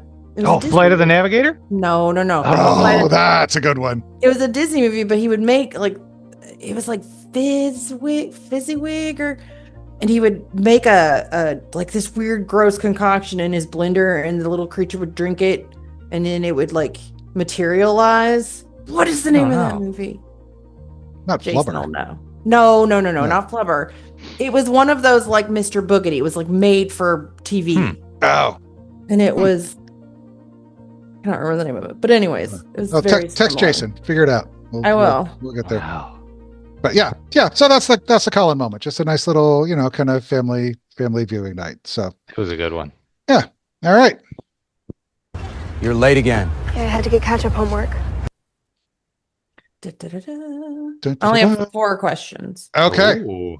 Here we go. One of them is very close to what we're talking about. So Debbie was watching Sword in the Stone. Yes, but that's not the question. 1963. The question is, what was the little furry sidekick's name in the Sword in the Stone? Oh. Well, see, that's nothing to do with Stranger Things because it's not even mentioned. It's in the show. Okay. I had to get creative because now you go back and you look over everything with a microscope and you try to find what I'm going to ask like a big old cheater. I have no idea. I think I know. Are you talking about the owl? No, the little furry guy. Oh, not the owl? Oh, Gurgi. Who's Gurgi? Oh, I remember. Oh, You could have yes. given me a million guesses. I would have never I gotten forgot there. about that. I was Yeah, a I big did too, sword. actually. I was a Yep. big Sword in the Stone fan when I was There little. you Me go. too. I Okay. love the wizard duel. I did too. Yep. That we watched that scene constantly. Well, it's really funny because my nephew, when he was way, way younger, he always liked the scene where the guy would get caught in the witch's big boobs. And Oh, he yep. didn't know why he liked it, but he was just like, I remember that in Last Unicorn too, when the yes, tree, yeah, yep. when the tree turns into the and she's got kind the of the big, witch with the big boobs, and he yes, gets stuck in there too. Yeah. yes. Yep. There was a big thing back then, I guess. Yeah, I during guess so. that time. So, yeah, mine and my nephews. Let me see that guy get turned into a frog again. Okay. Number 2. How many kids does Vecna have in his grasp at the beginning of Sorcerer? 4. Including Holly. 4. 1 Correct. and 3. Yep. Yes, correct. Okay. What book is sitting on the table in Max's little nook? There's one novel. It's sitting upright. Well, there's Walden 2. That's it. Okay. You know I saw what that about? one. No. Fun fact. The novel is a 1948 utopian novel by behavioral psychologist B.F. Skinner that describes a fictional community using behaviorist principles to create a harmonious society featuring a planned system of rewards and conditioning to solve human problems like work-life balance and social conflict. So I wonder how that's going to that has to have something. It has to mean for it to be that obvious. And like literally it was because I was looking like to see what was in see if there's like an 80s, like a Most Spirited in there or like a Collin moment somewhere in there. So I was just kind of looking around and I saw Walden 2 and I'm like, well, there's no way that's just a sequel to Walden. And I just never took it any further. Yeah. So I actually went in and looked it up to see what it was about and see if it had anything to do with it. So okay. All right. Number 4. What flavor of Doritos is Derek eating while he's with the rest of the group, while the rest of the group makes the plan for the tunnels? They're just regular ones, but they're just the old bag, right? There was just the regular, they look like just the regular red and yellow bag of the old timey bag, but they have a flavor. Like nacho cheese? Like it's nacho cheese. Okay. All right. I think back then that was the only real flavor they didn't really have. I mean, Cool Ranch wasn't around back then, was it? I don't think. Are they still called nacho cheese, the red bag? I'm pretty sure. Nacho cheese. I'm pretty sure they're called nacho cheese, yeah. Oh, man, I can mow through some Doritos. Are you guys Cool Ranch or nacho cheese? I can do both, but I really like nacho cheese and dipping them in ranch dip. Oh, yeah. This is heresy. This is no, it is. Oh, you try it one time and tell me you're not. No, I'm not going to try it. It's yes, disgusting. You should. Do you just eat them plain? You don't put them in salsa or something, do you? What do you do with nachos or Doritos? Me? You just eat them straight? I put them in salsa too sometimes. Oh, that salsa's cool by me. I have bison dip up here. Bison dip? It's French onion dip essentially. Okay. Oh, okay. But that'd be good. It's super. I'll dip Doritos. We're snotty up here about our blue cheese and our bison dip. And there you go. Cheese. If people put some weirdos put their buffalo wings in ranch, and we chastise them and kick them out of the city. Yeah, it's not allowed here. Oh, really? That's not how you eat buffalo wings up there? No, you have to have blue cheese, man. No, exactly. Blue cheese. It smells like feet. Delicious. It tastes like feet. Oh, it does. That's funny. All right, so that was some good homework. I feel pretty good about those. Yeah. Okay, moving on. Where in the world is? Nothing really this week, but it was just kind of a funny story. So they mentioned Irwin again, but we'd already talked about that. But the only real location that they really mention is at one point Hopper says, they hit the wall, kind of near the Hagen Bridge. So I'm like, sure, let's just, do my little Collin due diligence and see if I can, just figure out the Hagen Bridge. So this is my kind of thought process as I'm going through the show, just so you know how I kind of attack these things.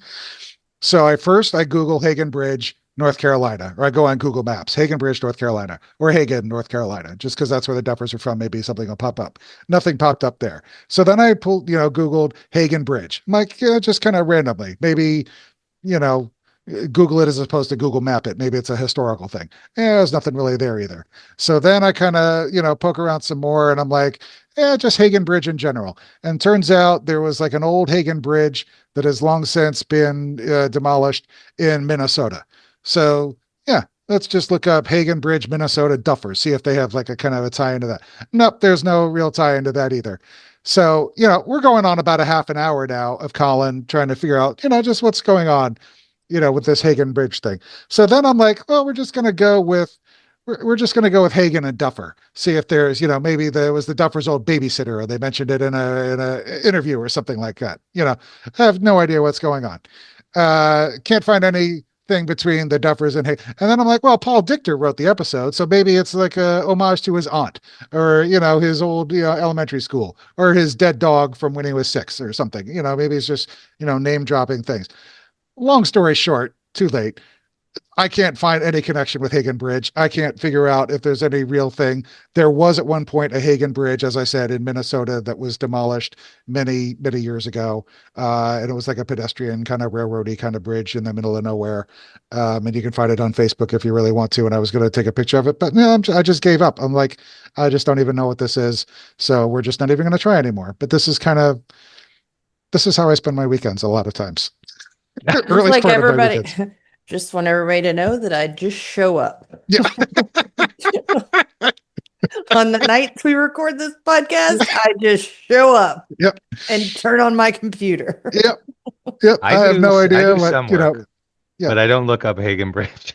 Yeah. No, it was maybe the Duffers will hear this one day and they'll tell us. It was just one of those things, and I was just sitting there and I was doing it, and you're like, what am I doing with my life? Why am I, usually it's relatively quick because I can go to a map and go Irwin, Durham, North Carolina, and it says, Irwin Drive, North Carolina, Durham. I'm like, okay, well, clearly that's where they got that from. But yeah, I'm just like, it's just, I have no idea what Hagen Bridge is, and it maybe actually mean nothing. So that's just a thing. The other thing I did want to mention, and I was really curious as to like the filming location for Max's cave, because I'm like utterly convinced that, that's a real thing somewhere. Obviously, well, not obviously, but if you didn't know, the whole Max's cave set, the inside is all a set. It's all built. But there were like kind of the exterior shots that I thought may have been something. And obviously, it certainly looks real, and it may be something that like the second unit team went out to Arizona, or maybe there's some stock footage somewhere and they just grabbed something that kind of looked like it. And I did also see that, again, when you're inside the cave looking out, it's all green screen. It's kind of like what they did with the radio tower with Steve and Jonathan. So none of that is real. Though I did find an interesting little thing on Reddit. One of I can't remember who it was, but it was Star Force Voyager on Reddit. Drew the comparison between the billboard that Elle saw in New Mexico when they were having the pizza dough freezer discussion. And she remember she went over and she saw it was kind of like I saw that. Canyon. Yeah. So it was kind of the Grand Canyon kind of looking southwesty kind of thing. And it's almost the exact same view as what Max is looking at. So I have a feeling it's more coincidental than anything, but I did kind of like the comparison. So I was just gonna, kind of toss that out there as a. Did we talk about how the cap that Holly looks through at the end of the telescope looks like the mountains, or the whatever they are, the rock formations? Yeah, I think you mentioned it last week, didn't you? Maybe. Well, I said we couldn't talk about it, but that's right. I mean, we don't have to talk about it, but you do may you guys think it means anything? That the end of the do you know what I'm talking about, Doug? The end of her telescope cap, it matches the cave opening, the formation of the rocks. Yeah. I don't know. I just thought maybe that was weird. It was weird. Like, surely it means something. I did not notice that until you said it. And I was like, oh, this is a map. I just thought there was a hole in the cap. And I was like, why is there a hole in the cap? Why did we spend? Last week when I was like, don't say anything. I was like, Spoiler alert! Jeez. Why are we taking a minute to show that there's a hole in the cap of the thing? That's got to mean something. Formations. I guess so. What does that mean now? I don't know. What does that mean? That's what I'm saying. We don't know. All right. At this point, we don't know. Okay. All right. Tyler. Oh, yeah. Peel-outs. Oh, yeah. Let's do tire peel-outs. Yeah. I'll jump to music. Yeah, hit the wrong button. Yeah, we're not on music yet. Tire peel-outs. 2, obviously, both Steve and the Beamer the first time when they get there and they smash the demogorgon. We got him! We got him!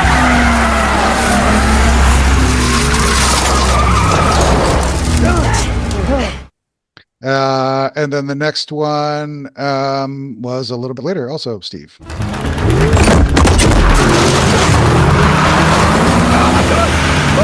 I got it! Yeah, when they're trying to go into the silo. So I love they're still giving me tire peel outs. So it's kind of fun. I love it. It'll never end. We should be at the mall or watching a movie or something. So movie stuff we've already talked about. The Sword and the Stone. So that is one. Doug, you had quite a bunch in here, I know too, obviously. I did. Looking at, so you can go ahead and take a lot of these if you want. Great Escape, obviously. Mission Impossible was mentioned. Lucas mentioned Mission Impossible. So yeah, and then also there's the shot of the nerdy doctor in the base as they Hopper and 11, basically smack him in the face. But when his pencils fall off the side of the desk, that was pretty much shot for shot the same look as the guy at the desk in the Mission Impossible, the first one. That they make in the secure room. Yeah, that eventually finds the knife. Parallels right there. God, there were tons of them. Want me to roll through these? Back to the Future. In the beginning with the thunder. Yeah, timing the thunder and the lightning and knowing what was going on. And then also the car headlights blinking. They kind of blink like the DeLorean when Steve was kind of going through into the silo. It was kind of blink, blink, blink, blink. And then one that I had thought of was Red Dawn when they have the hatch, obviously, that they use. It's kind of made to look like the ground, but it reminded me of the one in Red Dawn. A lot of Red Dawn in this whole thing. Yeah. Oh God, I gotta watch that again. It was such a good movie. Yes. Too depressing. Goonies was obviously right there with the pipes, reverse pressure. Oh, that gave me major Goonie vibes. Yeah. Totally. The whole scene in the bathroom with the pipes breaking and everything like that. Yep. What was the Hellraiser one? I didn't notice that one. Oh shoot, I meant to go back and look at that. The Duffers mentioned Hellraiser in some, and I'm not as well versed on Hellraiser as I should be, but it was in one of the behind the scenes things. They said that they were influenced by, Vecna was kind of influenced by Hellraiser in this, and I don't remember what it was, but there was something in there. So I don't remember, but I'll go back and look. And then Matt also said, this was really kind of curious. He was saying how Vecna's kind of sauntering in was designed to match Darth Vader in Rogue One. I'm like, Matt, Darth Vader in Rogue One was Darth Vader in Star Wars. Why are you referencing Rogue One when it was? Yeah, I mean the end of Rogue One was the beginning of Star Wars. So why are we referencing Rogue One when it was literally the biggest movie in all of movie history? It's your kind of I mean, he's referencing the specific scene maybe at the end of Rogue One. Vecna walking in is exactly like Darth Vader arriving at the beginning of Star Wars, which is also the end of Rogue One. But I just thought it was odd that. I think he's talking about the other scene at the end of Rogue One when Vader is going through the hall and trying to get the chip, the plans. There's another scene that's very similar. But again, but the one that's in Star Wars, I mean, because they overlap, right? Are you talking a scene that's not in Star Wars? It's not in Star Wars. It's only in Rogue One. It's there's red lights going. It's pretty intense, and he's just force throwing people all over the place. It's very violent. Oh, I know what you mean. Okay. Yes. You're right. Okay. Yeah. I was, as soon as he said Darth Vader in Rogue One, I'm like, yeah, it's just the scene of him walking in, which was the overlap with Star Wars. But I had forgotten about, you're right, the scene with the red lights in the hallway and the doors closed and he has to do the thing. Yep. Oh, good. I get it. All right. I get the rest of the list is mine. I noticed tons of stuff. There's Pink Floyd The Wall poster in the basement of the Squawk. You see that back there.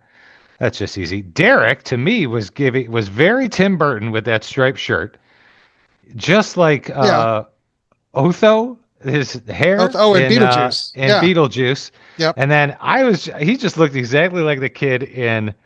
It's a very small character in The Nightmare Before Christmas that's getting chased by his pumpkin Jack in the Box. Yep. But he's got glasses. He's obviously big and round. Yep. But he's got the same pajamas on, very stripy. I agree. So he just had very Tim Burton vibes to me. I got Wreck-It Ralph vibes between Max's base and Vanellope von Schweet's base. Like, very similar, like sleeping on a blanket. I haven't seen that in so long. I don't remember it, but yeah, I trust you. Tons of T2 stuff. For me, the entrance of Vecna's entrance really was, for him walking through the gate and getting shot and all the bullets just grazing off of him was very Terminator to me. Just the impenetrable, Schwarzenegger Terminator. Or even the body is. He's so bulletproof, similar. And it's just not. He's not right. He's not really even flinching. Yeah, I get Correct. that. Yep. And then there was, that was even very similar to like RoboCop. I was getting the vibes too. Mm-hmm. Just the body shape of Vecna and RoboCop. Yeah, good sort point. of that very, very slim midsection, and then this broad chest. Vecna has slimmed up since season 4. Well, he's wacky. he was. I think I can't remember if it was Matt or Ross or maybe one of the costume designers was like, he got pretty well fried and blown up and fried again and thrown out of a 3rd-story window and landed on the ground. So I guess. The general idea is that it burned away and this is kind of what's left and but it's getting stronger and that kind of thing. So, but yeah. He may also have been doing the Atkins diet. I'm not sure. We don't know. Yeah. We don't know what the food source is like down there. Correct. He's on keto. Tons more T2 stuff I noticed. All the battle in the base was very Skynet scene of T2-ish to me. Mm-hmm. And there's a very close shot of when Dr. K first finds 11 sort of down on the ground behind a desk. Very reminiscent of when the soldiers find Joe Morton holding the thing as before he dies and the whole thing blows up. Yep. Real close to that. And the whole vibe of the base is very, very Skynet-ish. Having Linda Hamilton there doesn't hurt anything. So yeah. For sure. Totally. Die Hard, just shooting out the window, throwing the chair through. It was right there. Yep. This one, did you notice this? I noticed this one big time. The Ghostbusters. There's a reference to Ghostbusters. The confrontation of the soldiers and Joyce and the kids when they first meet out in the Max Z was very reminiscent of Walter Peck confronting the Ghostbusters outside the station after the explosion. Yeah. I want these men arrested. Yeah. Right? Yeah. You got your mother, and then they go at it. Yes. Because Mike is basically Egon. Like, everyone's got wet hair, and it was spot on. Yep. I forgot about that. That's a good one. Yeah. Then I always bring up Akira. No one ever talks about Akira. It's me. I've never seen it. I've never seen it either. It's wild, but there's so many parallels. But 8 in the whole scene when the whole way that they find 8 is very, very Akira, and basically what is happening to Will is very much similar to what happens to the main character in Akira, Tetsuo. Mm-hmm. Tons of Akira. We need to do an episode someday when we're very bored and running out of ideas. So is it so many parallels to it? Is it I know I'm going to sound really stupid, but I know it was a manga. It was a comic book first, and then there was a movie or a series or everything, or it was a movie and a manga. It's huge. I have it right next to me. Actually, it's like that long. It's 6 volumes. I think it was released over the course of maybe 8 years. Okay. And the movie was released before they finished the manga. So the story in the movie is obviously it's different. It's a different story. It's not one for one, and it's obviously significantly condensed. But both of them are super, super interesting. Obviously, the movie was, state of the art, groundbreaking. It's like stunning animation. Okay. It's a strange movie. But if you're into any sort of just you know eye candy as far as animation is concerned, it's amazing what they did with traditional animation. It's absolutely amazing. Cool. But I'll just throw in like the numbers on their wrists, the tattoos. I mean, that's like directly from Akira. They have them on their hands, the numbers, but it's 1, 7. It's all the same numbers. Okay. All right, and then there was Alien 3 when Lucas is getting chased through the tunnels. Very Alien 3 when the alien is. Isn't Winona Ryder in Alien 3? No, she's in Alien Resurrection. Oh, 2. Oh, you're right. That's the fourth that's one. Right. Yep. But when the Demogorgon is basically flying along the roof of the tunnel, and then the view of it is very reminiscent of Alien 3. Which I didn't even notice the first time, but I watched it again. He scurried along the top of the roof and dropped down in front of him. Like, whoa, that was pretty slick. Yeah. Yeah. I like Alien 3. A lot of people don't like it, but I think a dog dies in Alien 3. That's why I haven't watched. Yeah, it's what. Yes. It's hard pass. And then this is a bit of a stretch, but hear me out. But like I'm getting so many Masters of the Universe vibes, especially from the 80s movie, and I could not stop thinking about Skeletor arriving through the gate in the Masters of the Universe movie, mostly because they both happen in the town square. So like it's very corny in the movie. Okay. But he's coming in and you see the shops and like the trees and he's like arriving on Earth, and it's just like in this random town village. Well, I mean, obviously they're influenced by, the G.I. Joe lunchbox, and then he had the Masters of the Universe bedspread and all that kind of stuff. So it's it's a thing in that world anyway. So absolutely. Yep. All right. Keep on going, Doug. That's all of them. Oh, all right. Yes, we got video games again. 2 video games that we already mentioned, so we'll make this quick. But again, the Metal Gear Solid showed up. I'll fill this one out. This Metal Gear Solid is from 1998. It's a Konami game. It was released on the original PlayStation. So the sound effect of the kid with the wide eyes getting discovered in the bathroom is from Metal Gear Solid. Oh, well, there you go. And they use it in Wreck-It Ralph too. So it's become like a universal type of sound effect. Okay. Much like a Mario coin, Oh yeah. Thing. Okay, I'll go back and watch it. Yep. And then I remember I mentioned Ghosts and Goblins last time because it's in Derek's room, but the Demogorgons shooting out of the ground around the squawk, which was super cool, by the way. Very, very Ghosts and Goblins things. Zombies emerging from the ground. So which was the game he was playing. Yep. Yes, I think it was very intentional. All right, just wait. Did you see something? Yeah. What did you see? Couple little things. When I was looking at the scene with Debbie Miller and watching the thing, I was curious what the mom and dad were doing, and the mom was reading a magazine called Leisure Arts, which I had never heard of before, but this is kind of what Leisure Arts looks like. It was from what I gather, kind of I don't know, like a kind of a crafting magazine kind of thing. It's like knitting and painting and stuff like that. So I had never heard of it, like Leisure Arts magazine, but it was a real magazine. Remember magazines? Yeah, magazines, right?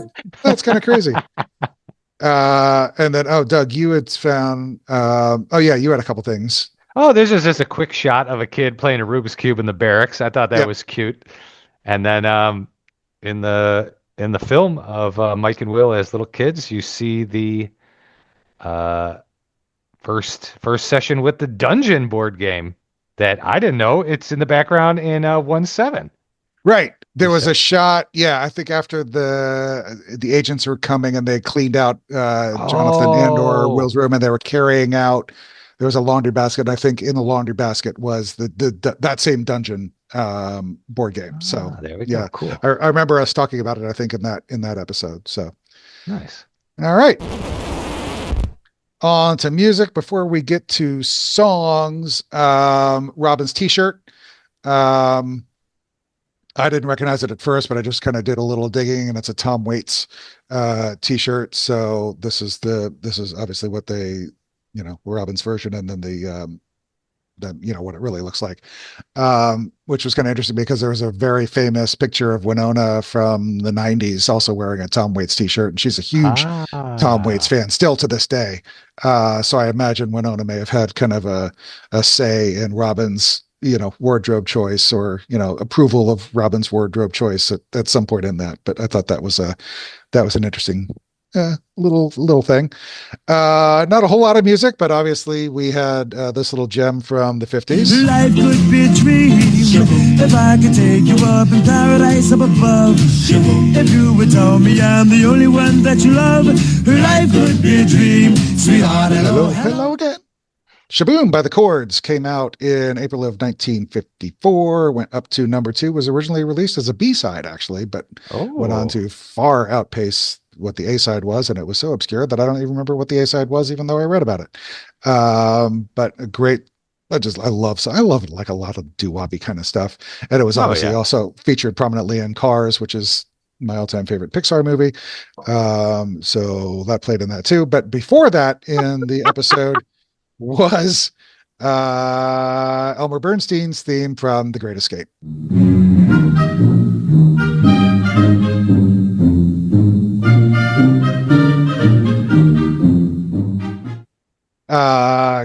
The movie actually came out on July 4th of 1963. One of those just iconic movie themes. And really unexpected for the movie, which is a rather serious POW escape movie. But the music has gone on to have literally live a life of its own.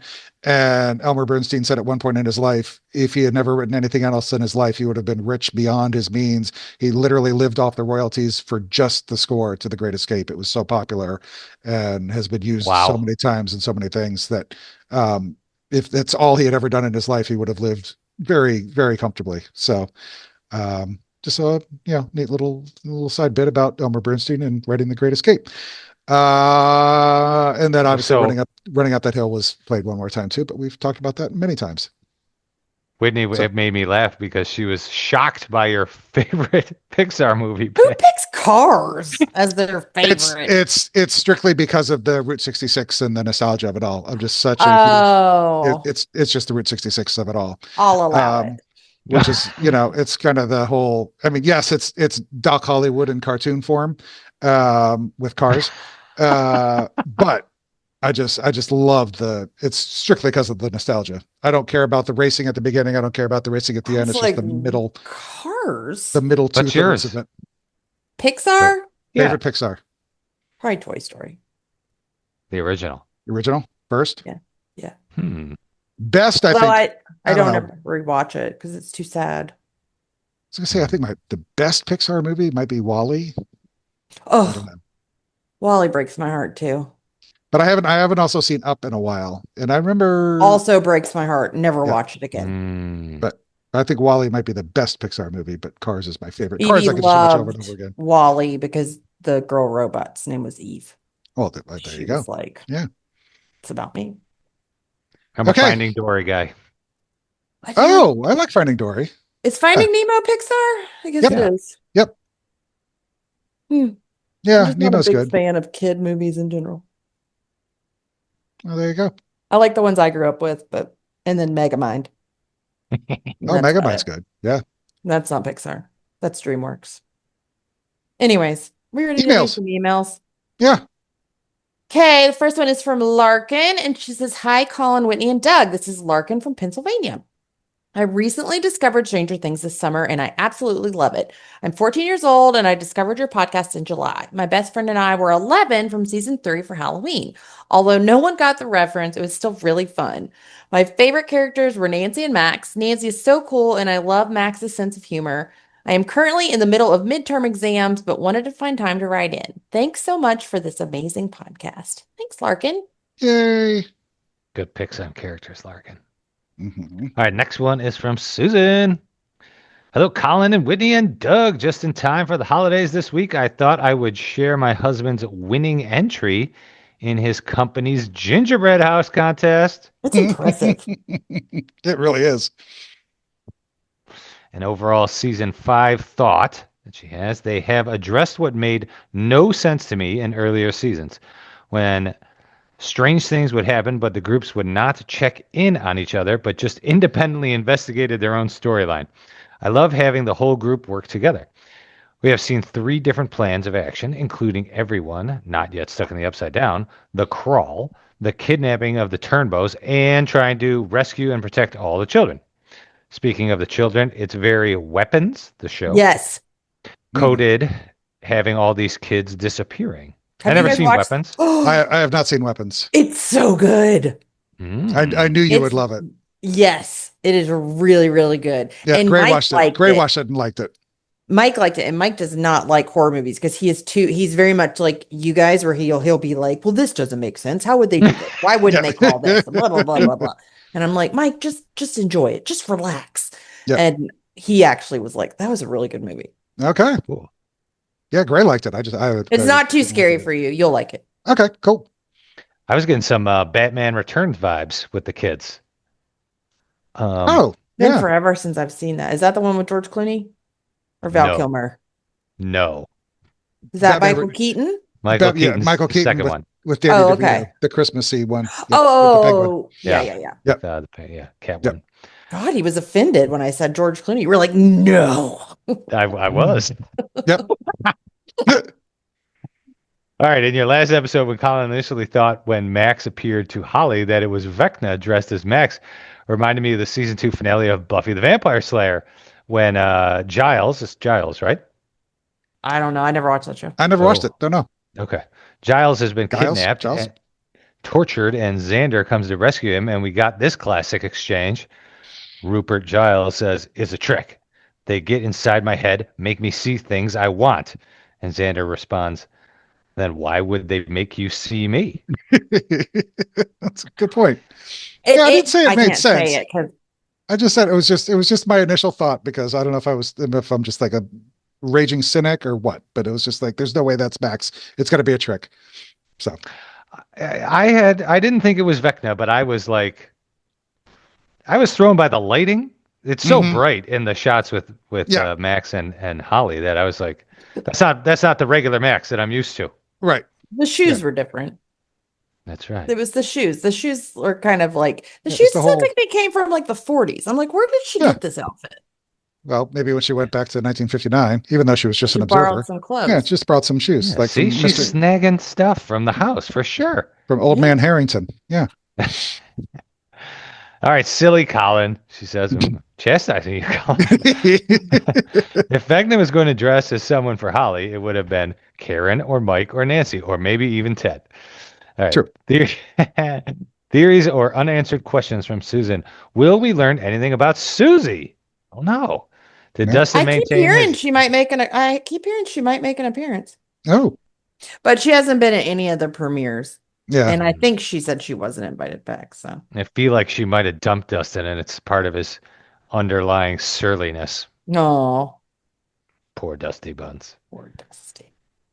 Did Dustin maintain his long distance relationship through the last year and a half of his anger over losing Eddie? I don't know. I can't imagine it would have lasted very long, as cranky as Dustin is and as far apart as they were, but I don't know. Oh, yeah.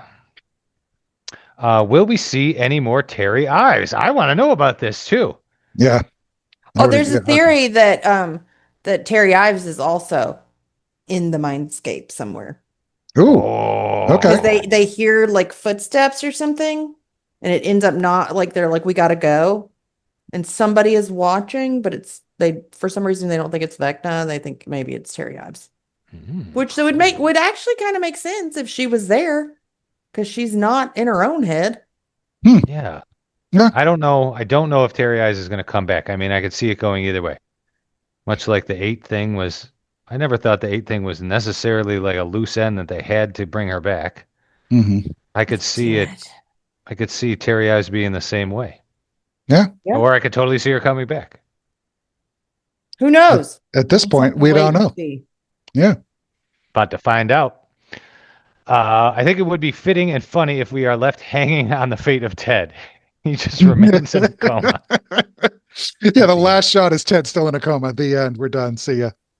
Bye. I think it would be great. All right, next email is from Lola. Hello, Collin, Whitney, and Doug. I love this episode. You guys have probably already brought this up, but Whitney, it was the explosive failsafe that Hopper gets out of the wall in episode 1. Yep, that was true. I thought it was the grenades, but you're right. I'd forgotten about that.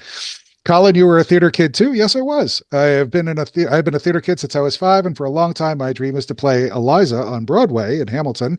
But my dad and sister informed me that the only people in Hamilton who are as pale as me, I'm about as pale as a vampire, are the background dancers and King George. Doug, I have a very serious bone to pick with you. Calling Dustin a jerk was very much on the line, but telling Dustin to go to hell, that was 1,000 miles beyond the line. Nobody is allowed to talk to Dustin about that, no matter how high they are on my list of favorite podcasters. I will not forget this, Doug. Never. So you got some answering to Lola to do there, buddy. Anyways, I stand behind my statements. Oh, here we go. Anyways, on a lighter note, that Spotify clip of the kids in Mr. What's It Land was very intriguing, and I'm excited to see more of it. Also, did you guys see that there is now a Stranger Things fireplace on Netflix? Just wanted to bring that up because I thought it was kind of funny. I had no idea there was one. Like a screensaver? Like a screensaver. I did. Okay, What is it? Like it's a fireplace? Like a Vecna? Yeah. Is it just like red? Check it out. Just check it out. Red and black. Okay. Check it out. Oh, yeah, we'll definitely spoil it for us. Hey, insider knowledge. My my TV is in my fireplace, so we get a real kick out of turning. Oh. I will definitely look that up. Okay. On to my thoughts about the episode. Seeing Max so close to escaping was so hard to watch, but there is the greater good, I guess. Now she can save Holly and all the other kids. I don't like that Collie is back, but I trust the Duffers won't mess it up like they did in that one episode. Speaking of that one episode, Lola sister, if you look in the background of Collie and her friend's little hideout place, you can see my name spray painted, Lola, in red on one of the windows. So it's really cool that my name is in the best TV show in history. It's just unfortunate that it's in the worst episode. So it's kind of funny. I love Stranger Things, but I don't think Stranger Things loves me, my name, in the worst episode. And Eddie and technically Max, my 2 favorite characters, are dying on my birthday. I think the Duffers are out to get me. I love Delightful Derek so much. He's a hilarious little diva. And that is it. See you all next week. Smoke him if you got him. Now we've got all the kids saying that, Collin. Yeah, so that's just great. Perfect. Yep. All right, our next one is from Kirsten, and she just fires off a bunch of points. Okay, we're just going to go through them rapid fire. Yep. The trailer was so cool. I loved all the Max and Holly things. I think Will's demo visions are very cool and useful. I loved it when they drove through the silo, and Steve's comparing it to a bopper. Also, how are neither Nancy, Steve, Dustin, and Jonathan hurt from slamming into the wall so hard? I too wondered this. Good point. Yes. I thought it was funny. They were wearing their seatbelts. Even better point, Doug. I thought it was funny when Derek said Mr. What's It, and then Will went on to say his name is Henry and Vecna in one, and then Derek says that's too many names. I was like, that's exactly how I feel. Yep. Is it just more me? Meta stuff. Is it just me who thinks the 12 children stand for 12 hours on a clock? No, it's not just you. Nope. I love Max and Holly together. I hate that everyone is being so rude to Steve, insulting him about his smarts.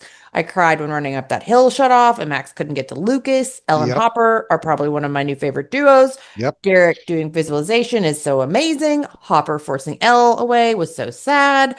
The Max Z scenes were shot so well. I love Mike being the protector he is always meant to be. Collie, sister, this means the team is stacked full of magical people. Mm-hmm. Did anyone notice how Vecna was kind to Joyce?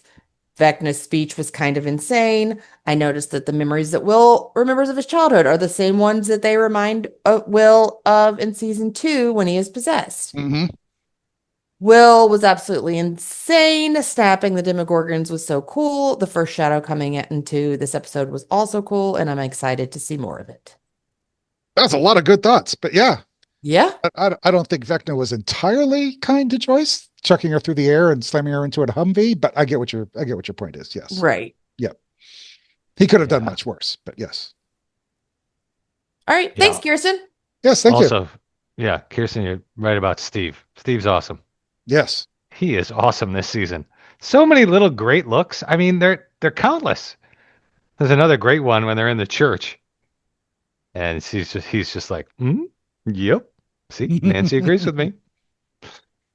All right, next one is from Harry in Seattle. First, it's great to have Sadie Sink back. Her entire storyline this episode was, let me tell you about my backstory of my PC, but she still made it interesting. Second, they really did try to sell that Hopper was going to suicide bomb that prisoner. I confess that I didn't expect to see 8 behind the door, but only because the universe is never that kind. Now we need the 2 upside down groups to combine so the Stally sparks can fly. Oh, Harry and this theory, yes. Oh, I love it. Yes. Third, I mean, at this point, it might as well happen. Sure, why not? Give me Stally. All right. Third, characters pausing on the brink of salvation is becoming a habit, a bad habit. I hope they don't do that again. I would have to agree, Harry. Mm-hmm. Fourth, I noticed that Vecna's arm, when he's stroking Will's cheek, lets a lot of light through. It's bones and tentacles at this point, and I wonder if Henry is controlling his limbs with his telekinesis now, since his muscles seem to have burned away. I'm sure he's not at all mad about that, and Nancy doesn't have anything to worry about. Fifth, while that plan to kidnap those kids failed in a big way, it was still hard to believe they got as far as they did. Sixth and finally, it seems that I'm the only one disturbed by Will's new powers. He's got evil guy powers now, and he's killing monsters in the evil guy style. I'm not shitting. Yeah. I'm not. See, now you're not the only one, Harry.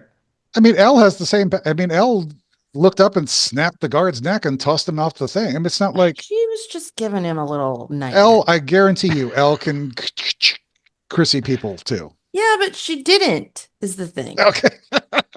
She didn't. Sure. Okay. I mean, I could murder somebody, but I don't. It's all about how you murder them. If you just kind of tweak your neck and snap their neck, and that's fine. It's just the breaking of the arms that I have problems with. Yeah, right. The snappies. Sure. That's Sorry, right. Doug. You may. All good. All good. It was a good debate. Who won, Doug? Who won? I'm taking your side, Whitney. Yes. Great. But I do worry about him getting caught in a slippery slope that ends with him as a pawn of the Mind Flayer and Henry, fighting friends and family who can't bring themselves to fight back. Yeah. Guys, let's not forget the first trailer. You need to run. Right? Happy holidays. Happy Volume 2, Harry in Seattle. Thank you, Harry. Next one is from Elia Grease. Said, I just remembered some things I thought of and saw online. Saw online. Vicky probably did go to Enzo's and got stood up. Yep. Ooh, probably. Yeah. The Turnbows are just casually still tied up in the barn. Yep. Also true. And also unconnected, but I feel like Dustin and Susie aren't together anymore. Just me? Yeah. I mean, that's kind of, we were just talking about that, obviously. So yeah, I'm not really sure. Good I was thoughts. Thinking about the Turnbows. Yeah, I thought about Vicky and Enzo, so yeah, that probably happened. And then one real quick thing, Chihuahua Boy on YouTube commented on one of the videos and said, "Could you please shout out to my Chihuahua? Her name is Stella. It would make my day." So that was the second comment he's asked for that. We missed it the first time, but yes. Shout out to Stella the Chihuahua Boy. There you go. Hope it made your day. Next up, we've got an email from Jude. They say, okay, I have so many feelings. Like, why did they have to give Will powers? And why the heck is 8 or Callie back? But I really did like the first part. And I have a theory. Sorry, not sorry, Collin. So, since Will, 11, and Callie, I think, are going to be the ones that defeat Vecna, Will is going to die. If he's getting his powers from Vecna and he's tapped into the hive mind, then William will get the same damage done to him as Vecna does. William. Have a Merry Christmas and a Happy New Year. Over and out, Jude. All right. Thank you for the emails. That was good stuff all around. And that just leaves us with superlatives. So we'll start with best line. Mine, for the first time that I think of, I can go back and look, is not actually a line. It's a moment. And it's the moment that we talked about, and it's this one.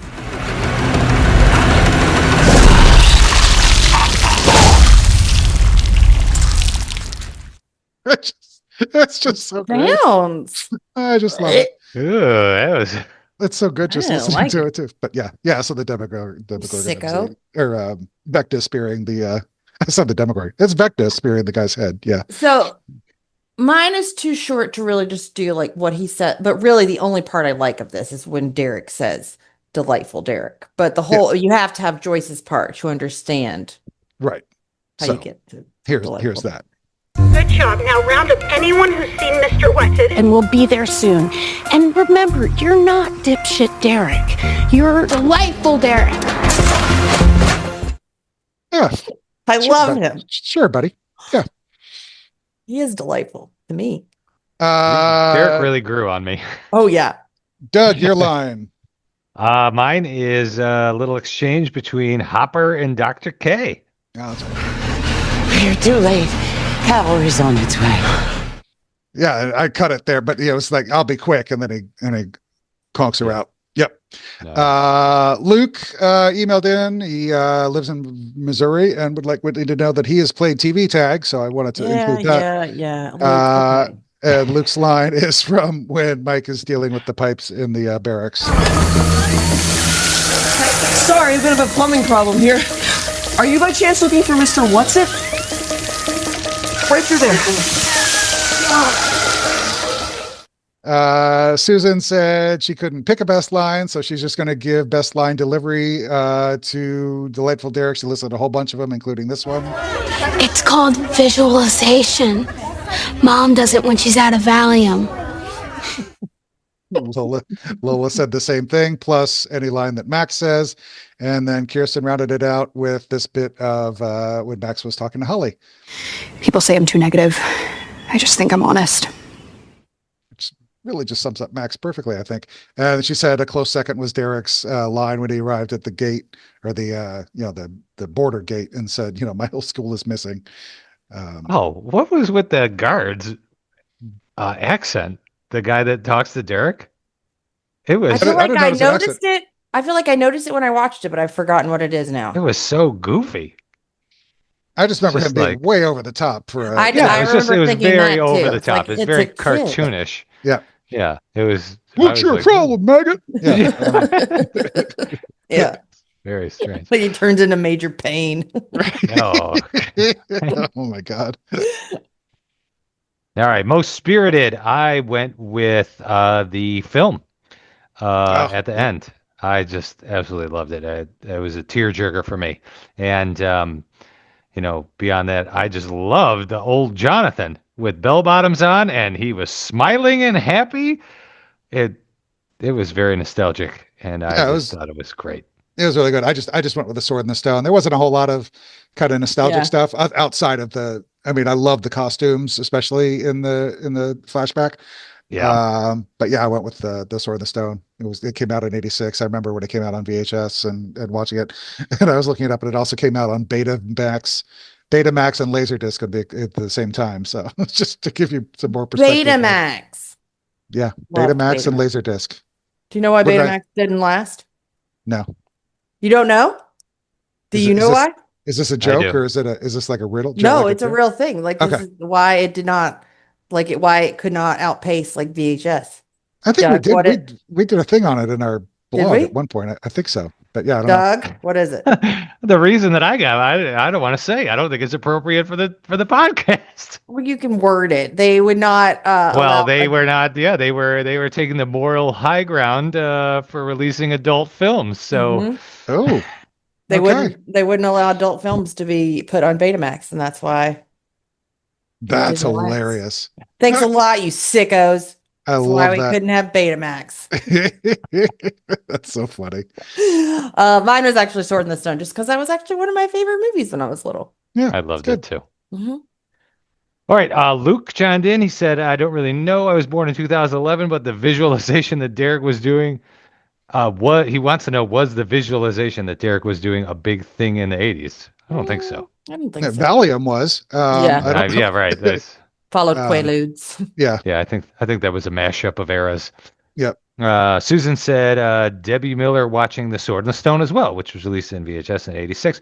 One of the very earliest Disney releases on VHS which was just the beginning of the endless VHS and DVD re-release cycles of old Disney movies from the infamous Disney Vault. Oh, right. Yep. Oh, yeah. Brilliant that Merlin the Wizard pairs perfectly with this Sorcerer episode. Mm-hmm. Runner-up, the horse statue in Max's Cave. Looks like a Briar horse statue that any horse girl of the 80s could have had in her collection. I was wondering if that was a thing. I didn't know if it was like a real... I mean, I know it was a real toy. I didn't like them because I wanted my horses to be magical and have wings and unicorns and stuff like My Little Pony. Right. The ponies, Gotcha. man. Yeah. Makes sense. I Sure. was obsessed with those. Yep. And Kirsten chimed in with a G.I. Joe lunchbox. I listened to a podcast about this Disney Vault once, just to throw this in. Yeah. This was maniacal capitalism, man. Oh, absolutely. Oh, like these movies, we would save them because we thought they'd be worth money someday. Mm-hmm. Right. Like, we had all the giant cases of them. Oh, yeah. The big, huge plastic clamshell things. Yeah. Mm-hmm. Yep. I never knew how much these things cost on these original Vault runs. It was like insane. $80 in like 1985. Yeah. Absolutely nuts. Yep. Bananas. Yep. Yeah. Wow. And people don't trust Disney. Oh, my family bought them. Yep. We were a Disney family, and my mom got us all. We had all the Disney movies. Okay. Next up is the most Stranger Things category. Collin, do you want to go first? Yeah. So I thought, I mean, obviously, the Mike or Will having powers, but just the shot of the Demogorgon suspended in the air over Mike just like completely blew me away. It was just like one of those moments where I'm like, what am I looking at and what is happening? So, yeah. I went with the Groot fingers through the head because it really did make me gag when I saw it. I wasn't expecting it, and I remember we all went, "Oh, yep." Yeah. So I just went with Vecna's entrance, just strolling through and starting to waste people and not flinching. It was very ominous. I was like, "Oh boy." Yep. Yeah, it was. Luke went with possibly the fact that Vecna did not kill Joyce or Mike.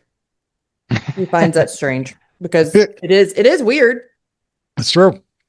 And Lola went with Vecna stabbing his fingers into the back of the soldier's head like I did. She said, cue Whitney barfing sound. Yes. Yeah. You guys know me so well. I certainly hope that guy was a menace to society, because if he was a perfect little angel, it wouldn't be okay. It was just a real nice guy, Well, he was the soldier that stood up to Kay, wasn't it? I don't know which was. I lost think it was him. Which was which. I think it was the guy who says something and challenges her authority. Yeah. Well, Susan said Will's connection to the hive mind and his powers was the strangest thing, and then Kirsten said every single Demogorgon in this episode. So there you go. Bring it home with MVP. I went with Noah, but I really, really could have gone with Finn too. I thought Finn was really good, especially in the one-shot tracking shot. I thought he was really good. Just really strong acting from Finn this season. So I've really, really appreciated him. But I thought Noah was just mind-blowingly good at the end. I went with Steve just because I loved his take charge attitude. He really did so much this episode. I mean, he ran over the Demogorgon. He busted through into the upside down. His elite driving skills. And I'll tell you, that guy knows how to drive a stick. Yep. I like it. That's right. All right, I went with Maya Hawke. I talked about her earlier. She's amazing. Absolutely amazing. I feel like she is the strongest person in the cast right now. Yeah, I think she was the really talk good. with Will, despite the excessive GDs, was really powerful. Really, that is what keeps me from giving it to so many. It's just the GDs. Yep. I mean, Luke the emotion in her face on that line, I felt like I could fly. I mean, you could see it. It's good. It is good. Luke said it's hard not to give it to Will. Susan gave arguments for a bunch of people, including Steve, saying who cares about the beamer now. Harrington ramming the Demogorgon and then immediately proposing to chase it into the upside down was great. Dustin figuring out the wall was a circle. Mike being the new babysitter, saying, we're getting out of here, eyes on me. But MVP has to go to Will. I just found my power and saved my friends. Long live Byers. So That was Susan. Lola said for actor, literally everyone and everyone in this episode. And character MVP for this episode was Will. And then Kirsten gave her MVP to Delightful Derek. So that does it. Scoops Ahoy will be back with the start of Volume 2. It's Chapter 5, Shock Jock emails by this Sunday, December 28th. We will be back with our new episode on New Year's Day, 1/1. And remember, everything starts tomorrow night. If you're getting this live on Christmas, where are we, the 24th? Yeah, it's Christmas Eve, so Merry Christmas. 24th, so on the 25th, tomorrow night, we get 5, 6, and 7. So we will be back next week to tell all about 5. Yes. Awesome. If you want to get in touch with the show, you can always email us at scoopsahoypod@gmail.com. You can find us on Twitter, Facebook, and Discord.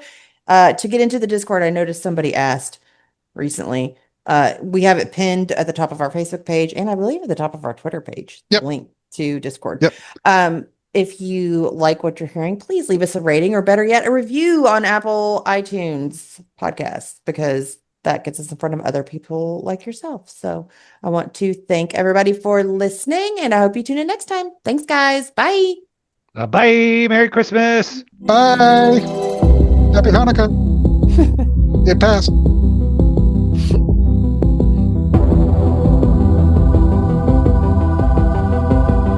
Stranger Things audio clips and official score are the property of Netflix. Incidental music by Blue Mount Score from Pixabay.